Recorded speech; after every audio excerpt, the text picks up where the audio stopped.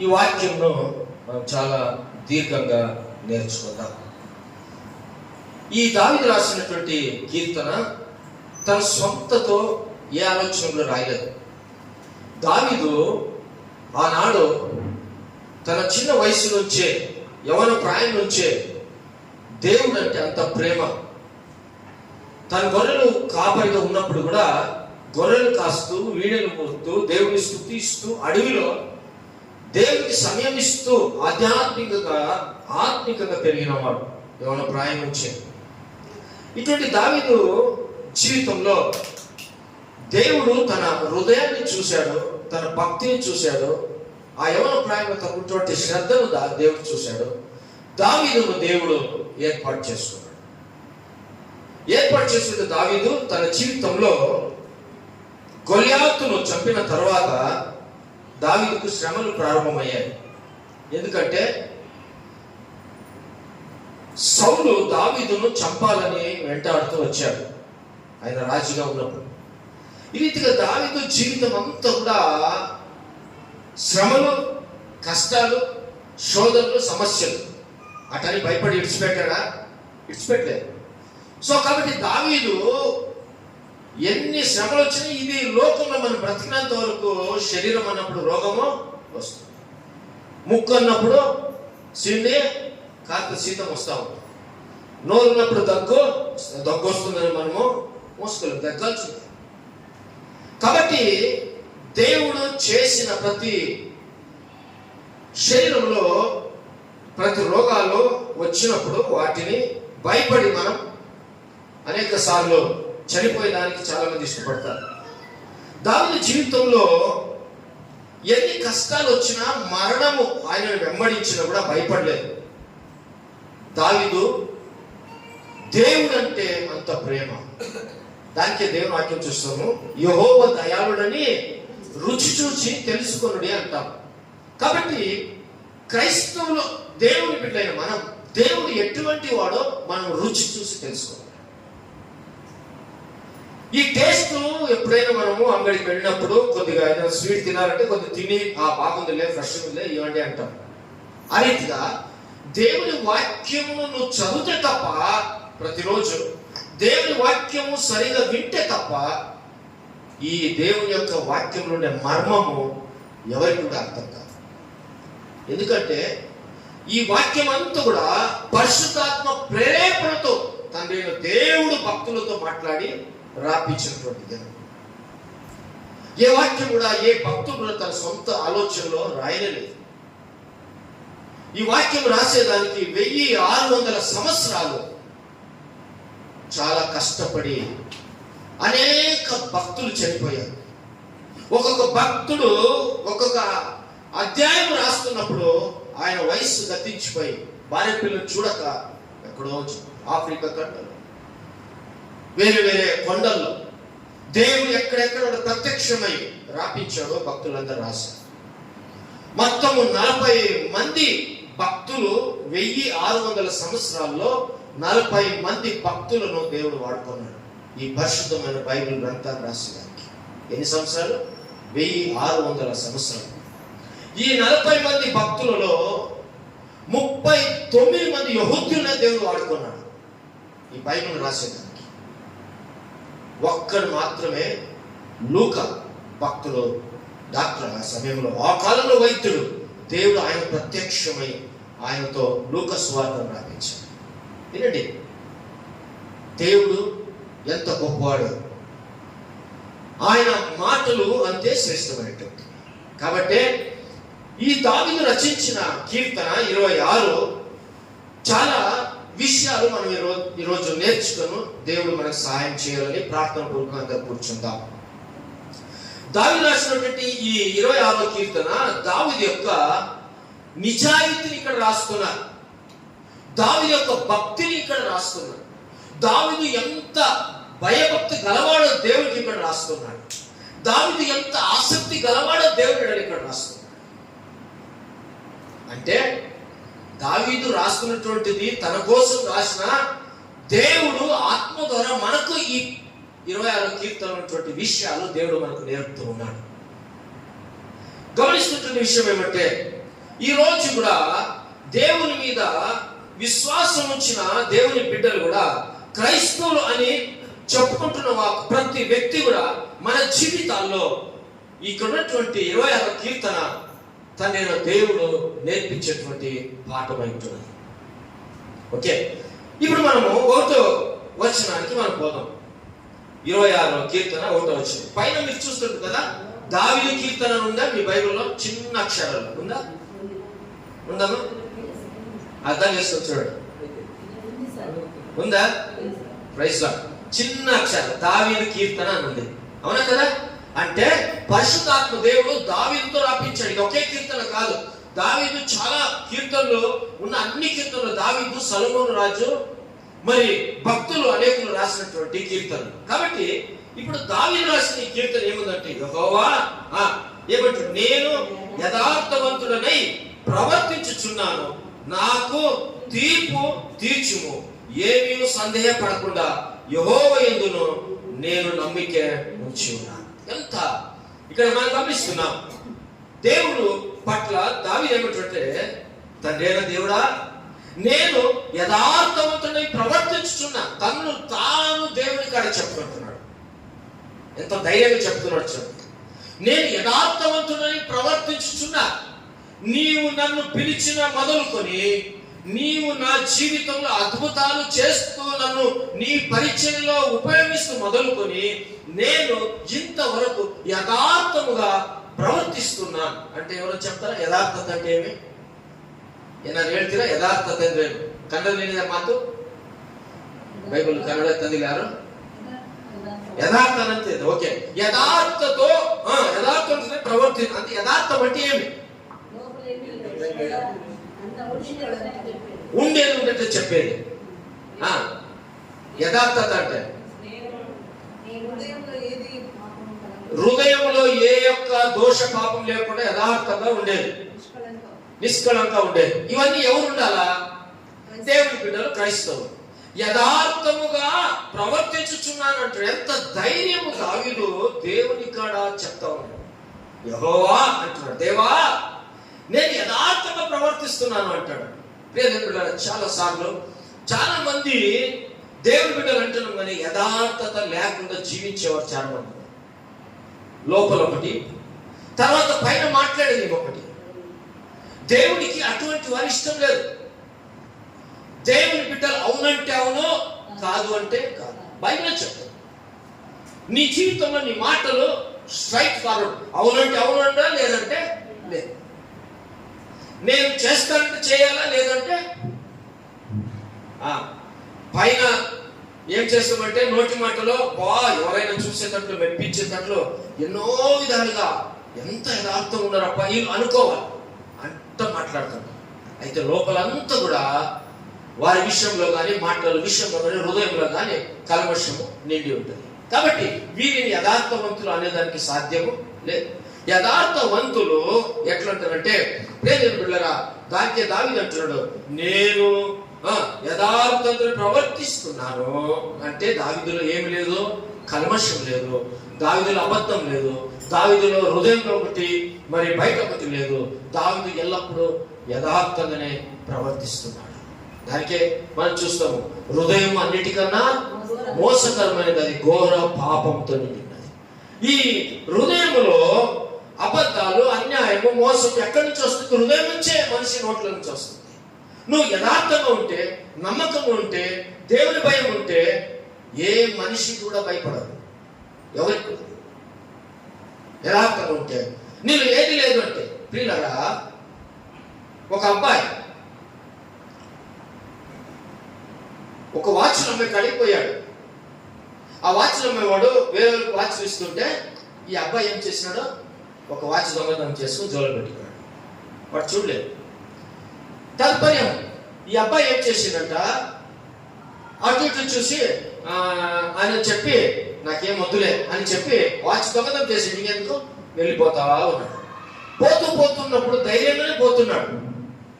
ఇటీవలే ఆ రోడ్లో ఒక పోలీసు సైకిల్ వేసుకుని వెనక్కి వస్తుంది. ఏమైతుందో, ఒక పోలీసు సైకిల్ మీద వెనక వస్తా ఉన్నాడు, అబ్బాయి పోతా ఉన్నాడు. అబ్బాయి అప్పుడుదా ధైర్యం పోతే వెళ్ళిపోతున్నాడు. ఒకసారి తిరిగి చూసిండు, అయ్యో పోలీసు వస్తున్నాడు, నన్ను పట్టుకునేందుకు వస్తున్నాడు అని చెప్పి ఉరికేదని మొదలుపెట్టాడు. ఈ పోలీసుడు బాగానే పోతున్నాడు కానీ ఈ అబ్బాయి ఎందుకు ఉరుకుతున్నాడు అని చెప్పి మళ్ళా జోరుగా సైకిల్ కొట్టుకొని ఉరుకుతూ ఉన్నాడు. సైకిల్లో తీసుకొని పోతా ఉన్నాడు. అబ్బాయి పోయి ఒక చెట్టు కాడ దాచుకున్నాడు. వెంటనే పోలీసుడు వీడేమో చేసినాడు అని చెప్పి పోలీసుడు ఏం చేస్తాడు, వెంటనే పోయి ఆ సైకిల్ పెట్టి అబ్బాయిని షర్ట్ పట్టుకున్నాడు. షర్ట్ పట్టుకొని ఏమి ఎందుకు నన్ను చూసి భయపడుతున్నావు, ఎందుకు నన్ను చూసి ఉరికేస్తున్నావు అంటే, సార్ నేను ఇంకోసారి దొంగతనం చేయను సార్, నేను ఇంకోసారి దొంగతనం చేయను సార్. అసలు సంగతి ఇదే, నువ్వు వాచ్ దొంగతనం చేసినావు. అసలు ఈ పోలీసు తన పని మీద డ్యూటీ మీద సైకిల్ పోతున్నాడే కానీ ఈ అబ్బాయిని ఆయన వెంబడించలేదు. అర్థమైందా? కానీ ఈ అబ్బాయి మనసులో ఏముందంటే తను యథార్థంగా లేదు కాబట్టి, తనలో దొంగతనం ఉంది కాబట్టి ఇతడేం చేసిండంట, అయ్యో నన్ను పట్టుకొని వస్తున్నాడు అంట. అర్థమైందా మీకేమనే మాట? తనకు భయం వచ్చింది, అయ్యో నన్ను పోలీసులు పట్టుకున్నాడు. పోలీసు అస్సలు అబ్బాయి గురించి ఆలోచన చేయలేదు. ఇప్పుడు దొంగ తనే పట్టించుకున్నాడు. ఎందుకో తను యథార్థంగా లేదు కాబట్టి ఆయనలో ఉన్నటువంటి ఆ దొంగతనం పోలీసుకు తనే పట్టించుకున్నాడు. అసలు తను దొంగతనం చేయకుండా వాచ్ తీసుకుంటుంటే పోలీసు ఎడకపోతున్నాడు ధైర్యం, పోలీసు వస్తే నాకేమరా అనేవాడు. ఆయన సైకిల్ చూసుకుని నాకేవాడు. ఎందుకో తను ఇంకా ఏమి దొంగతనం చేయలేదు కాబట్టి ధైర్యంగా ఉండేవాడు. ఎందుకు ఈ మాట చెప్తానంటే యథార్థత గురించి ఒక ఉదాహరణ మీకు చెప్తున్నాను. కాబట్టి పిల్లరా, యథార్థంగా ఉండేవారు ఎవరికి కూడా భయపడరు. యథార్థంగా ఉండేవారు దేవుని సన్నిధానంలో దావీదులాగా మంచి ప్రవర్తన కలిగి జీవిస్తూ ఉంటారు. ఏమంటారంటే, నాకు తీర్పు తీర్చుము, నేను యథార్థంగా ప్రవర్తించున్నాను, నాకు తీర్పు తీర్చు. ఏమంటారు? నేను యథార్థం ఉన్నాను, నాకు తీర్పు తీర్చు. దేవుడు అడుగుతాడు. ఎందుకో నేను ఏమీ చేయలేదు, ఏ యొక్క పాపం, ఏ యొక్క అన్యాయం, ఏ మోసం, నేను యథార్థంగా ప్రభు నీ కాడ ఉన్నాను, నువ్వే నాకు తీర్పు తీర్చు. నాకు వస్తున్న కష్టాలు, నాకు వస్తున్న సమస్యలు, నాకు వస్తున్న బాధలు, ఇవన్నీ వచ్చినా కూడా నేను వాటికి భయపడడం లేదు. ఎందుకో నీవు నాకుండగా ఈ లోకంలో నాకు ఏది కూడా భయం లేదు అని దేవుని వాక్యం చూస్తున్నాం. కాబట్టి దావీదు జీవితంలో తను యథార్థంగా ఉన్నాడు కాబట్టి దేవుని కాడ ఆసక్తితో అనుకుంటున్నా, తీర్పు తీర్చు ప్రభా, నేను యథార్థంగా ఉన్నాను. కింద వస్తున్నాం మనం ఏం చూస్తున్నాం, ఏమీ సందేహపడక యెహోవా యందు నేను నమ్మిక ఉంచి ఉన్నాను. చూడండి ఎంత మాట చెప్తున్నా, సందేహం లేదు ప్రభా, నాకు నమ్మకం ఉంది దేవుడా నీ మీద అంటున్నాడు దావీదు. ఎంత ధైర్యం చెప్తున్నాడు. అతను ఏ విషయంలో సందేశం, ఎందుకంటే ఆ దేవుణ్ణి యథార్థంగా ఆయన ఆరాధిస్తున్నాడు, యథార్థంగా ప్రార్థిస్తున్నాడు, యథార్థంగా జీవిస్తున్నాడు. నాకు తీర్చు నువ్వే, నా పక్షంగా ఉండు ప్రభువా. నాకు శోధనలు వస్తున్నాయి, నాకు శత్రులు వస్తున్నారు, సౌలు అనేకులు పంపించి నన్ను చంపేదానికి ప్రయత్నం చేస్తున్నారు. అనేక సార్లు నేను ఎక్కడ వనంలో ఉన్నా, ఎక్కడ నేను శిఖరంలో ఎక్కడున్నా నన్ను చంపేదానికి అనేకులు ప్రయత్నం చేస్తున్నారు. ప్రభా, నేను ఎంత యథార్థంగా ఉన్నాను కదా దాని పట్ల, నాకెందుకు ఈ ప్రజలు నన్ను హింసించడానికి వస్తున్నారు, నన్ను సైన్యముని వెన్నట్టుతోంది, నువ్వే నాకు తీర్పు తీర్చాలా. ఎందుకంటే నేను సందేహపడకుండా యెహోవా నేనే నీ మీద నమ్మకం చెప్తే ఎంత గొప్ప మాట. నువ్వు అనగలవా? విశ్వాసం ఏమో అనగలవా? దేవుడు నేను యథార్థంగా ఉన్నానని నువ్వు ప్రభుత్వం చెప్పగలవా? నేను ప్రభు నమ్ముకున్నాను, నాలో ఏ కపటము లేదు, నేను ప్రభువు నమ్ముకున్నాను, నేను యథార్థంగా నా భర్త కాడ, యథార్థంగా భార్య కాడ, యథార్థంగా నా సంఘంలో, యథార్థంగా నేను నా స్నేహితుల మధ్యలో ఉన్నానని నువ్వు గుండె మీద చేపెట్టి చెప్పగలవా? ఈరోజు యథార్థత లేదు. రాజకీయం చూడండి, మోసంతో నిండిపోయింది. లోకంలో ప్రజలు మోసంతో నిండిపోయారు. ప్రపంచమంతా అన్యాయంతో నిండిపోయింది. యథార్థవంతులు ఎక్కడైనా దొరుకుదురా అని దేవుడు ఎతుకుతూ ఉన్నాడంట. ఈరోజు చాలా మంది జీవితాల్లో యథార్థత లేకుండా దేవుని ఆరాధిస్తున్న వారు ఎంతో మంది ఉన్నారు పిల్లరా. కాబట్టి దేవుని వాక్యంలో మనము గమనిస్తున్నటువంటి సమయంలో ఆయనైతే యథార్థవంతులను దేవుడు ఏమి చేయగలడు, నువ్వు యథార్థం ఉంటే దేవుడు నిన్ను ఏం చేస్తాడు. ఒక మాట సామెతల గ్రంథం దయచేసి 2వ అధ్యాయం 7వ వచనం చదవండి. సామెతలు 2వ అధ్యాయం 7వ వచనం. దేవుడు యథార్థవంతులను ఆయన యథార్థవంతులను వర్ధిల్ల చేయును. యథార్థవంతులను వర్ధిల్ల చేయును అంటే నిన్ను హీన స్థితి నుంచి నిన్ను దేవుడు పైకి తీసుకుని వస్తాడు. చాలా మంది ఇక్కడ ఉన్నాం కదా, మనం అందరూ కూడా ఎవరు కూడా పుట్టిన మొదలుకొని ధనవంతులు ఆస్తిపరులుగా రాలేదు. మనం ఎవరు కూడా మనమందరూ కూడా కష్టాలలోనే, సమస్యలోనే, బీదతనంలోనే,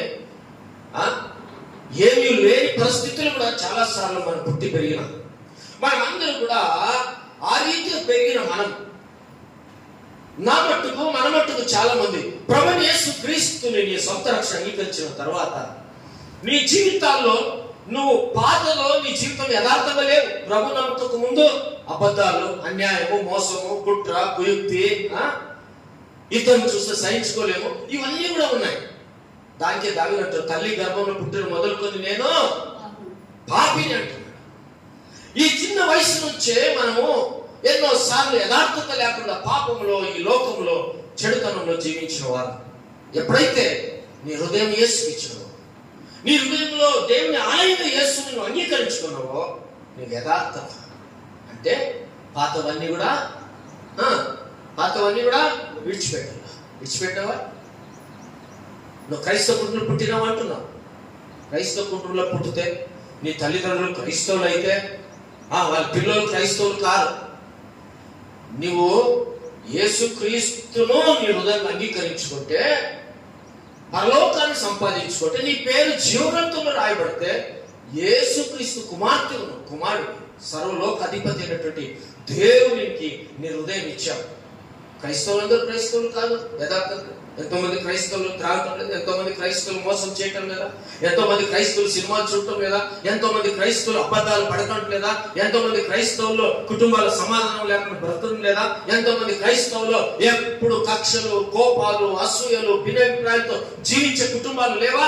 ఎట్లా క్రైస్తవులు అంటావు? నీ జీవితంలో మార్పు రాకుండా ఉంటే, నీ జీవితంలో యథార్థతో నువ్వు బ్రతకకుండా ఉంటే ఎట్లా క్రైస్తవులు అవుతావు? దానికి దావీదు అంటున్నాడు, దేవుని సన్నిధిలో ఆ మాట సామెతలకు మనం వచ్చినప్పుడు ఏమంటున్నాడంటే, యథార్థవంతులను దేవుడు ఏం చేస్తాడంటమ్మా? వర్ధిల్ల చేయును. ఎంత సింపుల్. నువ్వు కోట్లు సంపాదించాలో కూడా నువ్వు చాలా మంది వర్ధిల్లారు. చాలా మంది చూడండి ఎన్నెన్నో బిజినెస్ చేస్తారు, ఎన్నెన్నో సంపాదిస్తుంటారు.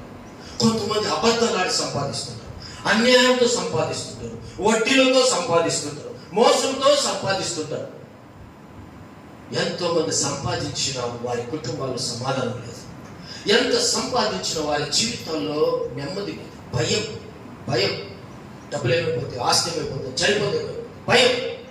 బిడ్డలారా, యథార్థంగా ఉన్నటువంటి వారు ఉన్న దాంట్లో తృప్తిగా ఉంటారు, ఉన్న దాంట్లోనే సంతోషంగా ఉంటారు, ఉన్న దాంట్లోనే నెమ్మదిగా జీవిస్తారు. గంజి తాగినా సంతోషంగా నిద్రపోతారు. ఎన్ని ఉన్నా నువ్వు రోజు బిర్యానీ తిన్నా కూడా నీకు భయము, నిద్ర రాదు, సమాధానం ఉండదు. కాబట్టి యథార్థంగా ఉండేవారు వర్ధిల్ల చేసే దేవుడే, నిన్ను ఆశీర్వదించేది నువ్వు నమ్మిన దేవుడే. దావీదును దానికి అంటున్నాడు. దావీదు జీవితాన్ని దేవుడు ఎక్కడున్నాడు? గొర్రెలు కాపరిగా, దావీదు గొర్రెలు కాపరిగా అడవిలో ఉన్నటువంటి దావీదును దేవుడు ఏం చేశాడు? సింహాసనంలో కూర్చోబెట్టాడు. ఎంత గొప్ప! దానికే దావీదు కొట్టుకొచ్చాడు, నేను ఎంత యథార్థవంతుడని ప్రవర్తిస్తున్నాను దేవుడా, నీకు తెలియదా? నాకు తీర్పు తీర్చు, ఏమీ నాకు అనుమానం లేదు దేవుడా నీ మీద. నువ్వు అన్ని ఇస్తావు అడిగితే, నాకు నీ మీద ఏం అనుమానం లేదు దేవుడా, నువ్వు అన్ని ఇస్తావు, నువ్వు అన్ని నాకు సాయం చేస్తావు. ఎందుకో దావీదు యథార్థవంతుడు. ఒక క్రైస్తవుడు ఆ రీతిగా బతకాలి. ప్రభు సన్నిధానంలో నేను ఆరాధించినప్పుడు కూడా నువ్వు యథార్థంగా నువ్వు ఆరాధించాలి, ఆత్మతోనూ సత్యముతోనూ ఆరాధించాలి. దేవుని వాక్యం చెప్తుంది, నేను పరిశుద్ధులు ఉన్నాను కాబట్టి మీరు పరిశుద్ధులు ఉండాలని దేవుడు చెప్తా ఉన్నాడు. ఆయనను ఆరాధించేవారు హృదయపూర్వకంగా, ఆత్మపూర్వకంగా ఆయన ఆరాధించాలని దేవుడు చెప్తున్నాడు. అలాగైతే నీ హృదయం పరిశుద్ధంగా ఉందా? నీ హృదయంలో యథార్థత ఉందా? నువ్వు యేసు ప్రభు నమ్ముకున్నావని రొట్టెసం చేయవేస్తానికి నువ్వు వస్తున్నావు, కానీ మరి నీ జీవితంలో ఏమున్నావు? నువ్వు సంపూర్ణంగా దేవునికి సందేహం లేకుండా, ఎలాంటిది కూడా నీలో కల్మషం లేకుండా యథార్థంగా దేవుని సన్నిధికి వచ్చి రొట్టెసం చేయవేస్తున్నావా? దాన్ని తండ్రి అయిన దేవుని యొక్క దేహము రక్తమును వివేచింపకుండా అది ఎటువంటి పరిశుద్ధంగా ఆశ్రయింపబడి దేవుని యొక్క దేహము రక్తం గుర్తుందో దీన్ని తీసుకునే వారు పరీక్షించుకోవాలా. ఒకవేళ పరీక్షించకుండా నువ్వు రోజు తగులే, రోజు సమస్యలే, రోజు అబద్ధాలే, రోజు అన్యాయమే, నీ జీవితం ఇంకా పాత జీవితంలాగానే నువ్వు ఉండి నువ్వు ఆరాధిస్తుంటే దానికి బైబిల్ కొరింథీ పత్రికలో చెప్తుంది, దానికి చాలా మంది మరణిస్తున్నారు, రోగాలుగా జీవిస్తున్నారు, చాలా మంది నెమ్మది లేకుండా పడిపోతున్నారు. ప్రియమైన బిడ్డలారా, అలాగైతే యథార్థంగా నువ్వు ఉంటే దేవుడు ఏం చేస్తాడు? నిన్ను వర్ధిల్ల చేస్తాడు. ఇంకోటి చూస్తామా, సామెతలు 14:20. నువ్వు వర్ధిల్లాలంటే, నువ్వు ధనవంతుడు కావాలంటే, నువ్వు ఆరోగ్యవంతుడు కావాలంటే, నీకు కావాల్సిన అన్ని ఆశలు అంటే నీలో యథార్థత ఉంటే ఖండితంగా దేవుడు నిన్ను వర్ధిల్ల చేస్తాడు. కీర్తన 15 సామెతలు 14 నుండి, దరిద్రుడు తన పొరుగు వారికి అసహ్యము. చూడండి, దరిద్రుడు తన పొరుగు వారికి అసహ్యము, ఐశ్వర్యవంతుని ప్రేమించువారు అనేకులు. ఐశ్వర్యవంతుని ప్రేమించువారు అనేకులు, తన పొరుగు వారిని తిరస్కరించువాడు పాపము చేయవాడు. సామెతలు 14:10 చూడండి, ఎవని దుఃఖము వాని హృదయమునకే తెలియను, ఒకని సంతోషములో అన్యుడు పాలివాడు కానేరుడు. 11 యథార్థవంతుల గుడారము వర్ధిల్లును. చూడండి, 14:11 యథార్థవంతుల గుడారము వర్ధిల్లును. గుడారం అంటే ఏమన్నా అనుకోవచ్చు, ఇళ్ళు లేదా గుడిసెలు, 3 అంతస్తులు, 2 అంతస్తులు, పెంకుటిండ్లో ఏదైనా కావచ్చు. నువ్వెక్కడ నివాసం చేస్తున్నావు అది నీ గుడారం, నీ ఇండ్లు. కాబట్టి నీ ఇండ్లు ఏముండాలంట? వర్ధిల్లాలంటే ఏం చెప్తారు? నీ గుడారము వర్ధిల్లాలంటే, అభివృద్ధి చెందాలంటే, నీ ఇంటిలో నువ్వు ఆశీర్వాదంగా ఉండాలంటే, నీ ఇంటిలో ఉండే వస్తువులు ఆశ్రయింపబడాలంటే, నీ ఇంటిలో ఉండే కుటుంబస్తులు ఆశ్రయింపబడాలంటే ఎట్లుండాలను? యథార్థంగా ఉండాలి, యథార్థంగా ఉండాలి దేవుని ఎదుట.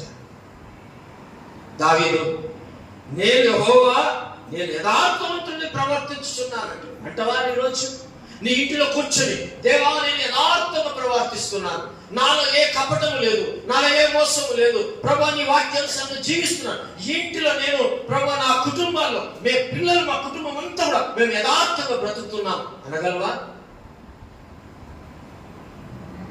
దానికే ఒక ఇంటిలో ఒక్క నీతివంతుడు ఉంటే, ఒక యథార్థవంతుడు, ఆ ఇంటిలో ఒక దేవుడు అనుకున్న ఒక్కరు యథార్థవంతుడు సార్, ఆయనను బట్టి ఆ ఇండ్లందరూ కూడా దేవుడు దీవిస్తాడని దేవుని వాక్యంలో చూపిస్తుంది. ఒక ఇంటిలో ఒక్కరు యేసును నమ్ముతున్న సార్, వారిని బట్టి ఆ ఇంటిలో ఉండే వారందరూ కూడా బాగుపడతారు, దేవుడు ఆశీర్వదిస్తాడు, వారి జీవితాలు కూడా మార్చుతారు. దానికే జక్కయ్య దేవుడు వెళ్ళినప్పుడు ఏమంటున్నాడు? జక్కయ్య భయంకరమైన ఏం చేసేవాడు? కలెక్టర్, కమిషనర్, బాగా ఎక్కడ పోయినా కూడా ట్యాక్స్, ఇన్కమ్ ట్యాక్స్ కలెక్టర్. మరి ఎక్కడ చూస్తున్న మాట? లూకా సువార్తలో 19వ అధ్యాయం చూస్తున్నాం. జక్కయ్య చాలా మోసగాడు, అన్యాయంగా సంపాదించిన కలెక్టర్, ఎక్కడ చూసిన లంచం తీసుకున్నాడు. అప్పుడు జక్కయ్య ఇంకా యేసుని నమ్ముకోలేదు. అయితే జక్కయ్యకు దేవుడు ఎవరో బాగా తెలుసు, దేవుని వాక్యం వినాలని జక్కయ్యకు దేవుని చూడాలని ఎంతో ఆశ ఉంది. ఎరికో వీధులు ఇప్పుడు కూడా ఉంది. ఎరికో వీధి జక్కయ్యను దేవుడు దింపినటువంటి ఆ స్థలం ఒక గుడిగా కట్టారు. ఆ చెట్టు ఇప్పటికి కూడా ఆ చెట్టు గుర్తుగా పెట్టినారంట ఇప్పటికి. పిల్లల జక్కయ్యను ఆ ఎరికో గొడవలు దేవుడు నరసింహతుడు కూడా, జక్కయ్య దిగిరా, ఈరోజు నీ ద్వారా నీ ఇంటికే రక్షణ వచ్చును, నీ ఇంటికి నేను వస్తానన్నాడు దేవుడు. ఒక ఇంటిలో ఒక్కరు నమ్ముకుంటే ఆ ఇంట్లో నువ్వు ఏదో రోజు, అది 1 రోజు 2 సంవత్సరాలు 1 సంవత్సరమో 8 నెలలు తెలియదు, ఏ రోజైనా నీ ద్వారా నీ ఇంటిని దేవుడు రక్షిస్తాడు, నీకున్నటువంటి వారిని దేవుడు రక్షిస్తాడు. ఏం తెలిసిన వారిని కూడా పరలోకానికి దేవుడు నడిపించాలి. నీ ద్వారా యథార్థంగా ఉండాలి.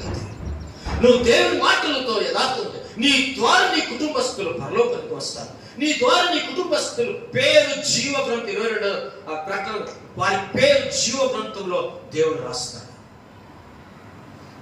పిల్లరా, మరి యథార్థంగా నువ్వు ఉంటే నీ ఇంట్లో ఏమవుతుందంట? మరి ఎప్పుడు చూసినా కొంతమంది ఇంట్లో పొద్దున్న లేసి సాయంకాలం దాకా ఏడుపులే ఉంటాయి. కొంతమంది ఇంట్లో ఎప్పుడు చూసినా పొద్దున్న లేసి సాయంకాలం దాకా సమస్యలే ఉంటాయి. ఎవరి ఇంట్లో? క్రైస్తవుల ఇంట్లో.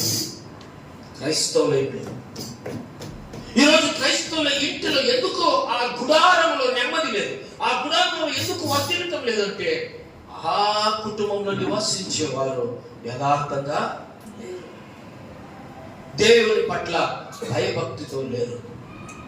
క్రైస్తవులే నమ్మకార్థంగా క్రైస్తవులే. కాబట్టి దేవుని బిడ్డలైన మనం ఎట్లుండాలంట? యథార్థంగా ఉన్నప్పుడు వారి గుడారమును దేవుడు ఆశీర్వదిస్తాడు. అది గుడిసెలు ఉండొచ్చు, దేవుడు ఆశీర్వదిస్తాడు. తర్వాత ఇంకొక మాట మనం చూసుకుందాం. కీర్తనలు 15:2. కీర్తనలు 15:2. యథార్థమైన ప్రవర్తన కలిగి నీతిని అనుసరించుచు హృదయపూర్వకముగా నిజము పలుకువాడే, నిజం పలుకువాడే అటివాడు నాలుకతో కొండమలాడడు, తన చెలికానికి కీడు చేయడు, తన పొరుగువాని మీద నింద మోపడు, అతని దృష్టికి నీచుడు అసహ్యుడు, అతడు యెహోవా యందు భయభక్తులు గలవారిని సన్మానించును, అతడు ప్రమాణము చేయగా నష్టము కలిగినను మాట తప్పడు. ఇది కావచ్చు. యథార్థవంతుడు అంటే మాట తప్పకూడదు. దేవునికి కావచ్చు. నీ ప్రాణము పోతున్న నష్టమైన పొరలే మాట తప్పకూడదు. ఏ మాట ఇచ్చినావు మాట. దేవుని ఒక్కసారి నీ హృదయంలో నమ్ముకున్నావు, నీ హృదయపూర్వకంగా దేవునికి మాట ఇచ్చావు. ప్రభువా, ఈ పాపినైనా నన్ను క్షమించునైనా, ప్రభువా నీ రక్తంతో నన్ను కడుగు, నేను యథార్థంగా జీవిస్తాను, నేను ఆరాధిస్తాను, నేను గణపరుస్తాను, నీ మందిరంతో నేను వస్తాను. ఒక్కసారి నీ హృదయం దేవునికి ఇచ్చినప్పుడు, నీ హృదయంలో దేవుని ఆలయంగా ఈ హృదయం ఉన్నప్పుడు నువ్వు ప్రభుని అంగీకరిస్తే, యథార్థంగా ఉంటే దేవుడు నిన్ను ఏమంటారు? వర్ధిల్ల చేస్తాడు, దేవుడు నిన్ను ఆశీర్వదిస్తాడు. సరే, రెండో విషయానికి మనం పోదాం. తర్వాత మనం చూస్తున్నాం 2వ వచనం 26:2 దావీదు మహారాజు ఏమంటున్నాడు? యెహోవా నన్ను పరిశీలించు. ఓకే, అందరూ చదువుదామా? 26:7 26:2 కీర్తనలు. ఎవరైనా తీయకుంటే చెప్పండి. కీర్తనలు 26:2. పుటం చెప్తాను. తెలుగు బైబిల్లో 464 page. Telugu Bible 464 page. Okay, దయచేసి అందరూ నాతో పాటు చెప్పండి. అంటే నేను చెప్తాను, మీరు చెప్పండి. 26. యెహోవా నన్ను పరిశీలించుము, నన్ను పరీక్షించుము, నా అంతరింద్రియములను నా హృదయమును పరిశోధించుము. ఎవరు చెప్తున్నారు? దావీదు. ఇలాంటి మనుషుడు దావీదు. ఎంత ధైర్యం ఉంటే దేవుని కాడ దావీదు చెప్తాడండి. ఎంత యథార్థత ఉంటే, విశ్వాసం ఉంటే దావీదు దేవుని కాడ కూర్చొని మోకాళ్ళ నుంచి ఏం చెప్తున్నాడు తెలుసిన? ఈరోజు మనకు రావాలి ఆ మాట. ఏం చెప్తున్నాడంటే, యెహోవా నన్ను పరిశోధించు, నన్ను పరీక్షించు. చెప్తావా? ప్రభుని ఆరాధించేందుకు వచ్చాను దేవుని సన్నిధానంలో, నీ ఇంట్లో నువ్వు కుటుంబ ప్రాంతంలో, నీ కుటుంబం నీ ఒంటరిగా ఉన్నప్పుడు, ప్రభువా నన్ను పరిశోధించు, నన్ను పరీక్షించు. చూడండి ఎంత దావీదు ఎందుకు ఆ మాట చెప్తాడంటే, దేవుడు అంటే దావీదు అంత ఇష్టం, అంత ప్రేమిస్తాడు. దేవుడు అంటే అంత ఆశ. దావీదు మహారాజు. ఆ సమయంలో రాస్తున్నాడు బంగారు, ఆయన లారీలో బంగారు, పెద్ద ఆయనకున్నటువంటి ఇల్లు, అరమనే. ఆయన కావాల్సింది ఏమి తక్కువ లేదు దావీదు మహారాజుకి. అటువంటి దావీదు మహారాజు నాకేం తక్కువ ఉందిలే, నాకేం పర్వాలేదులే, నా ఇష్టం వచ్చినట్టు జీవించవచ్చులే ఆయన అనలేదు. క్షణం ఆయన దేవుని కాడ ఆయన చేస్తూ ప్రార్థన చేసేవాడు, ఆరాధించేవాడు. దేవునికి సన్నిహితంగా ఎంతో బాగా చెప్తున్నాడు, యెహోవా నన్ను పరిశీలించు. దేవా, ఒకవేళ నేను ఇంకా యథార్థంగా ఉన్నాను, ఒకవేళ నేను నాలో ఏదైనా ఇంకా నీకు ఇష్టం లేదంటే నన్ను పరీక్షించు. ఎంత ధైర్యంగా దేవుని కాడ మొక్క నుంచి అనుకుంటున్నాను. ఈరోజు క్రైస్తవులు మనకుందా? ప్రార్థన చేసేటప్పుడు, ఆరాధనకు వచ్చినప్పుడు, ప్రభువా నన్ను పరిశీలించు, నన్ను పరీక్షించు నాయన. హృదయ శుద్ధి గల వాళ్ళు ధన్యులు, వారు దేవుని చూసేది అని మనం చూస్తుంది. హృదయం శుద్ధి కానీ ప్రభువా నన్ను పరీక్షించు. ఎంత దయగలిగిన దేవుని కాడ నువ్వు అంటున్నావా? నన్ను పరీక్షించి, నన్ను పరిశోధించు నాయనా, నా అంతరింద్రియములు, నా హృదయంలో పరిశోధించు. అంతరింద్రియం అంటే దేవుడు ఇచ్చిన అధికారము తలెత్తుండే ప్రతి అంతరంగములను నన్ను పరీక్షించు. నా కళ్ళను నీకేమి ఇష్టం లేకుండా చూస్తున్నా, నన్ను పరీక్షించు. చెవుల ద్వారా ఏమన్నా ఇష్టం లేకుండా నేను వింటున్నా, నన్ను పరీక్షించు. నోటి ద్వారా నీకు ఇష్టం లేకుండా నేను పలుకుతున్నానా, నా నోరు చెడ్డదా, నన్ను పరీక్షించు. నా నడక చెడ్డదా, నా పడక చెడ్డదా, నా చేతులు చెడ్డదా, నన్ను పరీక్షించు అంటావా? ఎంత ధైర్యం అండి దావీదుకి. లోకం అంటే అంత అసహించుకున్నాడు దావీదు. ధనవంతుడు దావీదు. ఎంత దేవుని మందిరం కట్టేటప్పుడు లారీలు టన్నులు బంగారు ఇచ్చినాడు. అంటే గొర్రెలు కాస్తున్నోడికి అంత బంగారు ఎట్లా వచ్చింది? గొర్రెలు కాస్తున్నోడికి అంత వెండి ఎట్లా వచ్చింది? గొర్రెలు కాస్తున్నోడికి అంత డబ్బు ఎట్లా వచ్చిందండి? దేవుడు అనుకుంటే నిన్ను నన్ను కూడా ఈ లోకంలో ఎంత నువ్వు హీనస్థితిలో ఉన్న దేవుడు నేను పైకి తెస్తాడు. ఎంత నీకు అవసరం ఉందో దేవుడు నీకు పరలోకం నుంచి కుమ్మరిస్తాడు. అయితే నువ్వు ఎట్లా బతకాలా? క్రైస్తవుడివి యథార్థంగా బతకాలా. ఫెయిత్ఫుల్నెస్, నమ్మకం ఉండాలి.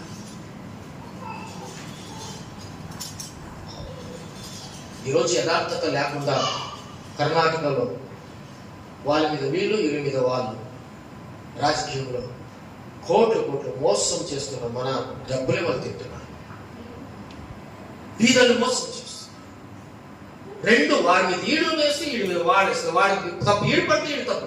ఎంత డైరెక్ట్ కనపడుతుంది ప్రజలకు అంటే ఎవ్వడు కూడా నమ్మకస్తుడు లేడు రాజకీయంలో. అంత మోస్తారు. అలాగైతే నువ్వు నేను సంఘంలో నమ్మకస్తున్నామా? దేవుని సన్నిధానంలో నువ్వు నేను అనగలమా? నా అంతరంద్రియములను, నా హృదయమును పరిశోధించు. ఎంత గొప్ప దేవుడు అండి. చెప్పగలవా? హృదయమును అంతరంద్రియమును పరిశోధించు. దానికే ప్రభు అంటాడు, సమయంలో అంటాడు, ఏమంటాడు అంటే మనుషుడు పై రూపాన్ని చూస్తాడు. నీ డ్రెస్సును, నీ హెయిర్ స్టైల్ని, అనేక నీ పౌడర్ను, నీ ప్యారెంట్ లవ్లీని, తర్వాత నీవు ఏమేమి డ్రెస్సులో ఏమేమో, నీ ఇంటికి పొడుగా సన్నయ్య, బ్యూటీ పార్లర్ శనివారం ఆదివారం ప్రవేశిస్తున్నావా లేదా చర్చికి వచ్చేదానికి ఎట్లుండవని మనిషి పైనుంచి చూస్తాడు. మనుషులు చూస్తాడు. దేవుడు నువ్వు బ్యూటీ పార్లర్ పోయొచ్చినో లేదని చూడడు. నీ హృదయం బ్యూటీ ఉందా? నీ హృదయం యథార్థత ఉందా? నీ హృదయంలో పరిశుద్ధత ఉందా? నీ హృదయంలో దేవునికి స్థానమానం ఇస్తున్నావా? నీ హృదయంలో దేవుని మహిమపరుస్తున్నావా? నీ హృదయంలో ప్రభువును పరీక్షించి ప్రతిరోజు ఆయన ముక్కుతున్నావా? అది చూస్తాడు దేవుడు. నువ్వు అబద్ధాలు ఆడుతున్నావా? నీ మనస్తత్వము చెడిపోయిందా? నీ కుటుంబం పరిస్థితులు అరిగెట్టిపోయినాయా? అది చూస్తున్నాడు దేవుడు. ఇవన్నీ పెట్టుకొని నువ్వు రొట్టెరసం చేయవేస్తే దేవుడు నేను మెచ్చుకోడు. దానికే దేవుని వాక్యం ఏమంటాడు? నీకు ఎవరైనా శత్రువులు ఉంటే ఏమంటారు? నీకు యారాదో శత్రువులు ఇద్దరే ఏం చేయాలి? నువ్వు ఆయన కాడికి పోయి ముందు క్షమించయ్యా, క్షమించు తమ్ముడా అని మొదటిగా నువ్వు అడిగి ఆనెక్క నువ్వు కడుపులో దేశదాన్ని పెట్టుకొని, కడుపులో అసూయ పెట్టుకొని, కడుపులో పాపం పెట్టుకొని నువ్వు వచ్చి వాళ్ళ మీద కోపాలు పెట్టుకొని తమ్ములు వచ్చి నువ్వు రొట్టెసం చేయవేస్తే దేవుడు ఇష్టపడడు. అది యథార్థమైన ఆరాధన కాదు. దేవుడే చెప్పాడు, నీకు ఎవరైనా కాని వారు ఉంటే వారిని క్షమించున్నాను. I'm sorry, forgive me. ఎంత గొప్ప పాఠం బైబిల్ మనకు దేవుడు మనకు నేర్పుతున్నాడండి. ఈరోజు క్షమాపణ ఉందా మీలో? ఒకరు క్షమించుకుంటున్నావా? క్షమించి నీ కుటుంబస్తులు, మీ బంధువులు దేవుని సన్నిధికి వచ్చి నువ్వు ఆరాధించాలి. కాబట్టి ఎంత అంతరంద్రియములను నా హృదయమును పరిశోధించు. ఒకసారి హాస్పిటల్ మనం పోతే కడుపు నొప్పి వస్తుందంటే ఫస్ట్ డాక్టర్ చెప్పేది ఏం చేయాలంటాడు? స్కానింగ్ చేయాలంటాడు. ఒకప్పుడు నాకు తెలిసినట్టు ఒక 20 సంవత్సరాల కింద ఏ డాక్టర్ కాడికైనా పోతే కడుపు నొప్పి వస్తుందంటే పాపం అప్పుడే ఏదో మందు మాత్రం రాసిచ్చేవాడు. ఇప్పుడు కడుపు నొప్పి అని పోతున్నా కూడా, చెవు నొప్పి అని పోయినా కూడా, ముక్కులో నొప్పి అని పోయినా కూడా ఏలులో నొప్పి వెళ్ళిపోయినా కూడా ఫస్ట్ నువ్వు స్కానింగ్ తీయంటాడు. వాడు ఎందుకు చదివినాడో తెలియదు డాక్టర్. కనీసం చిన్నది కూడా అర్థం చేసుకోలేకుండా ఉంటున్నాడు డాక్టర్.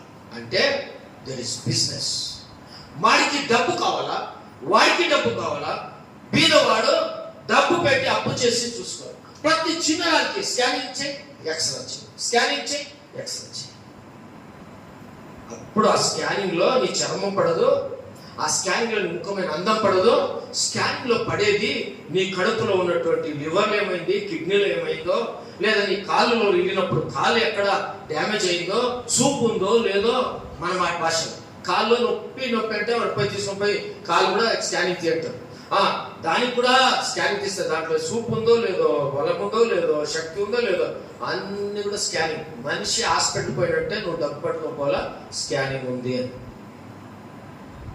అట్లా దేవుడు యేసు క్రీస్తు బిడ్డలైన మనము దావీదు అంటాడు, నా హృదయములను నా అంతరంద్రియములను పరీక్షించుము. ఈ లోకంలో స్కానింగ్ లో నీ రోగాలు పరీక్షించి మందులు మాత్రం రాస్తాను. దావీదు ఏమంటున్నాడు, హృదయం స్కానింగ్ చేయి ప్రభా. హల్లెలూయా, హల్లెలూయా. హృదయాన్ని స్కానింగ్ చేయి ప్రభా. ఈ హృదయంలో ఏమైనా నీకు ఇష్టం లేదా? నేను క్రైస్తవుని అంటున్నాను, ఈ హృదయంలో ఏదైనా కల్మషం ఉందా? ఈ హృదయంలో మోసం ఉందా? ఈ హృదయం యథార్థత లేదా? ఈ హృదయంలో అన్యాయం ఉందా? ప్రభా నన్ను పరీక్షించు. చెప్పగలవా? ఒకవేళ దేవుడు మన హృదయాన్ని స్కానింగ్ చేసినట్టే 99 భాగాలు ఏమొస్తాయి? అన్ని ఏమవుతుంది? చెడ్డ రిపోర్ట్లే వస్తాయి, యథార్థత లేని రిపోర్ట్లే వస్తాయి. మనం ప్రయత్నం చేస్తాం. రాబోయే దినంలో బైబిల్ చదువుకుందాం, ప్రార్థన చేసుకుందాం, యథార్థంగా ఉందాము. తర్వాత దేవుని కూడా గట్టికి చెప్పుకుందాం, నీ మీద నేను నమ్మకం ఉంచున్నాను ప్రభా, కాబట్టి నన్ను పరిశీలించు, నువ్వు చెప్పాలి. నన్ను పరీక్షించు, నువ్వు చెప్పాలి. నన్ను దేవుడు పరీక్షించినప్పుడు ఏముండాలా? నిజమైనటువంటి క్రైస్తవ జీవితం దేవుడు మన నుంచి అపేక్షించాలి, దేవుడు మన నుంచి చూడాలి. ఎన్నిసార్లు మనం దేవుడికి ఇష్టం కానీ బ్రతుకుతున్నా కూడా దేవుని కూడా ప్రార్థన చేస్తున్నప్పుడు ప్రభా నన్ను క్షమించు, నన్ను మన్నించు అని అడిగేదానికి కూడా మనం ప్రభుత్వం వెనకేస్తుంటాం. అదే నువ్వు హాస్పిటల్కి పోయి డాక్టర్ కాడికి పోతే డాక్టర్ కూర్చొని ఉంటాడు, మనం డాక్టర్ కాడికి పోతాము. కూర్చొని డాక్టర్ చూసినట్టు చెప్తాడా, నీకు పళ్ళు నొప్పి ఉంది నువ్వు వచ్చినావు అని అంటాడా డాక్టర్? గొంతు నొప్పి ఉంది వచ్చిన అంటాడా డాక్టర్? అడిగేది ముందు ಏನಪ್ಪ ಏನಾಯ್ತು, ಯಾಕೆ ಬಂದೆ ಅಂತ. ಏನಾಯ್ತಮ್ಮ, ಏನ ಇಲ್ಲ ಅಲ್ಲಿ ನೋಡ್ತಿದ್ದೆ ಡಾಕ್ಟ್ರೆ. ಅವನಿಗೆ ಹೇಳ್ಬೇಕು ಡಾಕ್ಟ್ರೇ ನನಗೆ ಬೆನ್ನು ನೋಡ್ತಿದ್ದೆ ಡಾಕ್ಟ್ರೆ. ಹೇಳಿದ ಮೇಲೆ ಆಮೇಲೆ ಡಾಕ್ಟರ್ ನಿನ್ನನ್ನ ಟೆಸ್ಟ್ ಮಾಡ್ತಾನೆ, ಪರೀಕ್ಷೆ ಮಾಡ್ತಾನೆ, ಸ್ಕ್ಯಾನಿಂಗ್ ಬರ್ಕೊಡ್ತಾನೆ, ಮೆಡಿಸಿನ್ ಕೊಡ್ತಾನೆ, ಇಂಜೆಕ್ಷನ್. ಇಲ್ಲಾಂದ್ರೆ ಸುಮ್ಮನೆ ಹೋಗ್ತೀನಿ ಕುತ್ಕೊಂಡ್ರೆ ಗುಡ್ರಿಗೂ ಬ್ಯಾಂಕ್ ಕೂತ್ಕೊಂಡು డాక్టర్ కొట్టు డాక్టర్ అని రాసిస్తారు. ఇంకోటి రాసిస్తే ఒకేసారి సత్యం ముందే రాసిస్తారు. వాడికి నువ్వేం చెప్పవు కాబట్టి ఏదైనా రాసి అన్ని రియాక్షన్ అయిపోతుంది. అన్ని చెప్పాలి డాక్టర్కి, అప్పుడు డాక్టర్ అన్ని మెడిసిన్ ఇస్తారు. అట్లా దేవుని సన్నిధానంలో క్రైస్తవులైన మనం ప్రతిరోజు నిన్ను బట్టి, నీ కుటుంబాన్ని బట్టి, నీ జీవితాన్ని బట్టి, నీట్లో ఉండే సమస్యలు బట్టి ప్రతిరోజు దేవుని కాడ నువ్వు చెప్పుకుంటేనే దేవుడు నీకు తగిన సమయం ముందు ఆదరిస్తాడు, నీ కుటుంబాన్ని సరిచేస్తాడు, నీ జీవితాన్ని సరిచేస్తాడు. నువ్వు ప్రార్థన జీవితం లేకుండా క్రైస్తవులు అస్సలు ఉండరాదు. దానికే ఏమంటారంటే నన్ను పరీక్షించు. తర్వాత మనము దేవుని వాక్యం మనం చూస్తున్నాం. విశేషంగా ఇంకోసారి మాట మనం చూసుకుందాం. 26:3 వచనంలో ఏం చూస్తున్నాం? నీ కృప నా కన్నుల ఎదుట ఉంచుకొని ఉన్నాను, నీ సత్యమును అనుసరించి నడుచుకొని వచ్చున్నాను. ఎంత బాగా చెప్తాడండి, ఎంత ఒక భక్తుడు ఎంత బాగా చెప్తాడు. దేవా ఏమిటంటే నీ కృప నా కన్ను ఎదుట ఉంచుకొని ఉన్నాను అంటే ప్రతి వ్యక్తికి కూడా దేవుని కృప ఉండాల. నీ దేవుని కృప లేకుంటే బ్రతకడు. దావీదు అంతా తెలిసిన ఈ కీర్తనలు అన్ని మీరు చదవండి. ఎక్కువగా దావీదు కృప కృప కృప అంటే ఎంత గొప్ప విశ్వాసి అయినంటే నీ కృప నాకు కావాలయ్యా, నీ కృప నా మీద ఉండాలయ్యా, నీ కృపతో నేను నడవాలయ్యా, నీ కృపలో నేను జీవించాలయ్యా, నీ కృప నా కుటుంబానికి కావాలి. దావీదు ఎంత అంటే నీ కృప నా కన్నుల ఎదుట ఉంచుకొని ఉన్నాను. దేవుని యొక్క కృప, కృప కలిగిన దేవుడు, కృపామైన దేవుడు. ఆ దేవుని యొక్క కృప ప్రభా నేను నా కన్నుల ఎదుట, నా జీవితంలో నీ కృప.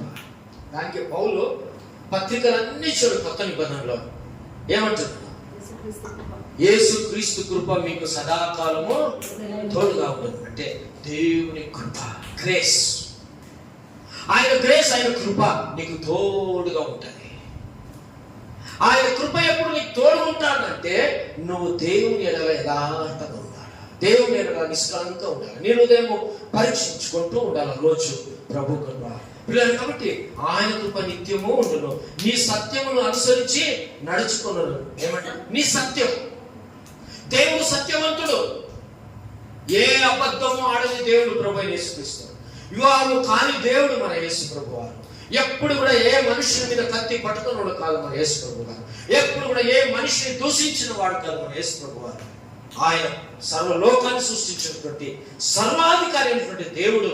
ఆ ప్రభు అయిన తండ్రి అయిన దేవుడు ఒకే కుమారుడు యేసుక్రీస్తు లోకానికి పంపించాడు. లోకానికి వచ్చిన ప్రభు ఎక్కడ కూడా ఆయన అబద్ధం ఆడినవాడు, ఎక్కడ కూడా మనుషులు ద్వేషించినవాడు కాదు. యేసు ప్రభు సత్యాన్ని పలికినవాడు. యేసు ప్రభు దానికి అంటాడు, నేనే మార్గము సత్యము జీవమునై ఉన్నాను అన్నాడు. ఎంత గొప్ప ఆయన మార్గం. ఎక్కడికి? నువ్వు పరలోకి పోయేదానికి, మోక్షానికి పోయి నువ్వు కళ్ళు మూస్తే, నువ్వు కళ్ళు తెరవాలంటే నువ్వు అప్పుడు తెలిస్తే అప్పుడు మోక్షం కనపడుతుంది. నీ హృదయం దేవుడికి ఇచ్చింది, నువ్వు నమ్ముకొని బాప్తిసం తీసుకుని ఇంత గొప్ప ధన్యతను అనుభవిస్తే దీనికన్నా ఈ లోకం మీద. చాలా మంది రాత్రి ఈ లోకంలో ఎంతో మంది పడుకున్నారు, చాలా మంది లేలేదు. పడుకున్న వాళ్ళు పడుకున్నట్టే పోయినారు. అలాగైతే నువ్వు నేను ఏమక నువ్వు నేను మరి ఒక రోజు దేవుడు మనకి ఇచ్చాడు. అంటే ఎవరి చేతిలో ఉంది జీవము? ఈ లోకాన్ని సృష్టించినటువంటి దేవుడు ప్రభు యెహోవా దేవుని సన్నిధానంలో నీ నా ఊపిరి ఉంది. దానికి దేవుడు అమ్మ పాపను ఎవరో పట్టుకున్నాడు, పైన ఇచ్చినండి, పోయి ఆ ఇద్దరు పిల్లలు పైన ఇచ్చినండి, ఇడిసి రండి, ఆడే ఉండగా ఏమండి దేవుని బిడ్డలు. కాబట్టి సత్యమైన దేవుడు. మనం అందరూ కూడా యేసులో నమ్ముకోవాలి. మనం సత్యమే సత్యమే పలకాలి, సత్యముతో జీవించాలి, ప్రాణ నష్టమైన ఉండాలి, మన ఇతరులు ఉండాలి, సవాసం ప్రియులు. కాబట్టి దేవుడు సత్యవంతుడు. ఆయనే నేనే మార్గం అన్నాడు. పరలోకానికి నువ్వు వెళ్ళాలా, నేనే మార్గం, నేనే సత్యం అన్నాడు. ఆయన సత్యమైన దేవుడు. ఆయన నోట ఏ కపటము రాలేదు, ఆయనలో జీవితంలో ఏ అబద్ధము రాలేదు. ఆయన సిలువలో వేసి గొలగొత్తా కొండపైన ఆయన కొడుతూ ఉన్నా కూడా, ఆయన ఉమ్ముతున్నా కూడా ఆయన ఏమంటారు, తండ్రి మీరేం చేస్తారు తెలియదప్ప, వీరిని క్షమించు అన్నాడు దేవుడు. ఎందుకో తన స్వరూపమందు తాను ఆదిలో మట్టి నుంచి మనుషులు చేశాడు. కాబట్టి ప్రతి జాతి వారికి, ప్రతి మనిషికి, ప్రతి వ్యక్తికి, ప్రతి వారిని దేవుడు ప్రేమించాడు. క్రైస్తవులను ఎవరిని ప్రేమించాడు? ఎవరైతే ప్రభు నమ్ముకున్నారో వారి మీద దేవుని కృప ఉంటుంది, దేవుని కృప ఉంటుంది. దేవుడు వారికి తోడుగా ఉంటాడు. దానికే 34 గుర్తులు, దేవుని నమ్మిన బిడ్డలకు దేవదూతలు వారు ఎక్కడికి పోయినా తోడుగా ఉంటారు. ఆమె తోడుగా ఉంటాడు దేవుడు. నీకు లేరా? దేవుని కృప నీకు ఉందా? దేవుని కృప నీకు ఉంటుంది. నువ్వు ప్రభు నమ్ముకుంటే ఎప్పుడు ఉంటుంది? నువ్వు యథార్థంగా ప్రార్థిస్తూ దేవునిలో ఉన్నప్పుడు. మనమందరం మనుషులు, నేను మనుషులు, తప్పులు చేయని వారు ఎవరు లేరు, బలహీనులు. అనేక సార్లు మనము దేవునికి ఇష్టం లేని యొక్క మాటలు కూడా మాట్లాడుతుంటాం. పేదలు బిడ్డారా, అయితే నీ జీవితం ప్రతిరోజు దేవుని సన్నిధిలో పరీక్షించుకోవాలి. నన్ను పరీక్షించు ప్రభా, నేను ఇంకా దగ్గర రావాలి ఆయన, నేను ఇంకా నీ యొక్క సన్నిధిలో రావాలి, నేను ఇంకా నీ ఆత్మను పొందుకోవాలి, నేను నాతో నీ పరలోకంకి వచ్చే లోపల నేను బహుమానం పొందే ఒక మంచి వ్యక్తి కూడా. నన్ను చూసిన భర్త మారాలా, నన్ను చూసిన పిల్లలు మారాలా, నన్ను చూసిన కుటుంబాలు, దానికోసమే నేను ప్రార్థిస్తున్నాను ప్రభా అంటే ఖచ్చితంగా ఒక రోజు నీ కుటుంబం అంతా దేవుడు మారుస్తాడు. ఎంత గొప్ప దేవుడు. ఈరోజు నక్సలైట్లు మారినండి, ఎంతో మంది సాక్ష్యం, ఎంతో మంది నేను కూడా పిలిపించాను. ఈరోజు ఎటువంటి దొంగలు మారినారు దేవుడు. ఖచ్చితంగా చెడుగురికిలో ఆదం తాతలు ఉండేవారు. పూజారి ఆయన. చెరువుకి ఉంది కదా, ఆ గుడికి పూజ. దేవుడు ఆయన మార్చాడు. ఆయన ద్వారా చెరువుకి ఎంత అనేక నమ్ముకున్నారు, చర్చ్ కట్టినాం. ప్రియమైన బిడ్డలారా, దేవుడు అనుకుంటే నీ కుటుంబాన్ని ఒక్క క్షణం చాలు. అయితే మనం ప్రార్థన చేయాలి. దాని there is time, in his time. He make everything beautiful in his time. ఆ సమయంలో దేవుడు అన్ని కూడా సరి చేస్తాడు. కాబట్టి మన జీవితాల్లో ఎట్లా ఉండాలంటే దేవుడికి ఇష్టంగా ఉండాలా. కాబట్టి ఆయన సత్యముగా జీవించాలా. ఆయన కృప నీ మీద ఖచ్చితంగా ఉంటుంది. ఓకే, ఇప్పుడు దావీదు ఒక ఛాలెంజ్ చేస్తున్నాడు. దేవుడు కాడ ఒక ప్రతిజ్ఞ చేస్తున్నాడు. దావీదు ఇంత నమ్మకం ఉన్నా, నన్ను పరీక్షించి ఉన్నా, నేను యథార్థంగా ప్రవర్తిస్తున్నా అన్నా కూడా ఇంకా దావీదు దేవునికి సన్నిహితంగా ఉండాలని, దేవునికి దగ్గరగా ఉండాలని, దేవునితో సావాసం చేయాలని, దేవుని మందిరంలో నేను ఆయన నమ్మకస్తు ఉండాలని దావీదు ఏం చేస్తుందో తెలిసిన కొన్ని కమిట్మెంట్ చేస్తున్నాడు. ఏం చేస్తుండో దయచేసి 4వ వచనం నుంచి చూస్తాం. ఏమంటున్నాడు? ఎంత ధైర్యంగా చెప్తున్నాడు దావీదు. పనికి మారిన వారితో నేను సాంగత్యము చేయను, వేషధారులతో పొందు చేయను, దుష్టుల సంగము నాకు అసహ్యము, భక్తిహీనులతో సాంగత్యము చేయను, నిర్దోషునని నా చేతులు కడుగుకొందును. ఎంత మాట అండి! ఆయన కూడా మనలా లోకంలో ఉన్నవాడే. ఈజ్ ఎ గ్రేట్ కింగ్, మంచి రాజు. ఇప్పటికీ దావీదు పట్టణం, దావీదు కట్టించినటువంటి ప్యాలెస్ ఇప్పటికీ ఉంది. దావీదు పోయిన ఎంగేజ్ వనం, దావీదు ఆయన గొర్రెల కాపరి ఇప్పటికీ ఆయన హిస్టరీ నిలబడి. దావీదు సమాధి అటువంటి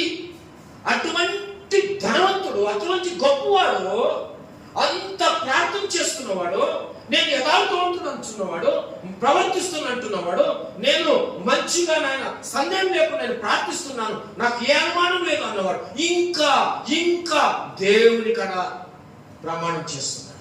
అడుగుకుంటాడు. ఏమనుకుంటున్నాడు అంటే, ఈరోజు నువ్వు అడుగుకుంటున్నావు. ఏమడుగుతుంటే, పనికి మానిన వారితో నేను సాంగత్యము చేయను.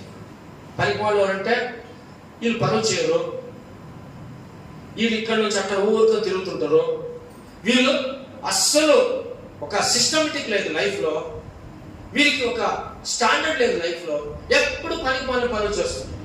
మనం అంటాం కదా, మనం తిరుగుతుంటాం కదా, కలిసి పడదాం నేను అంటాం కదా, కలిసి పడదు తెలుసా, పనికి మాలిన పనులు చేస్తావు, పనికి మాలిన జీవిస్తావు అంటే వాడి దేనికి పనికిరాడు.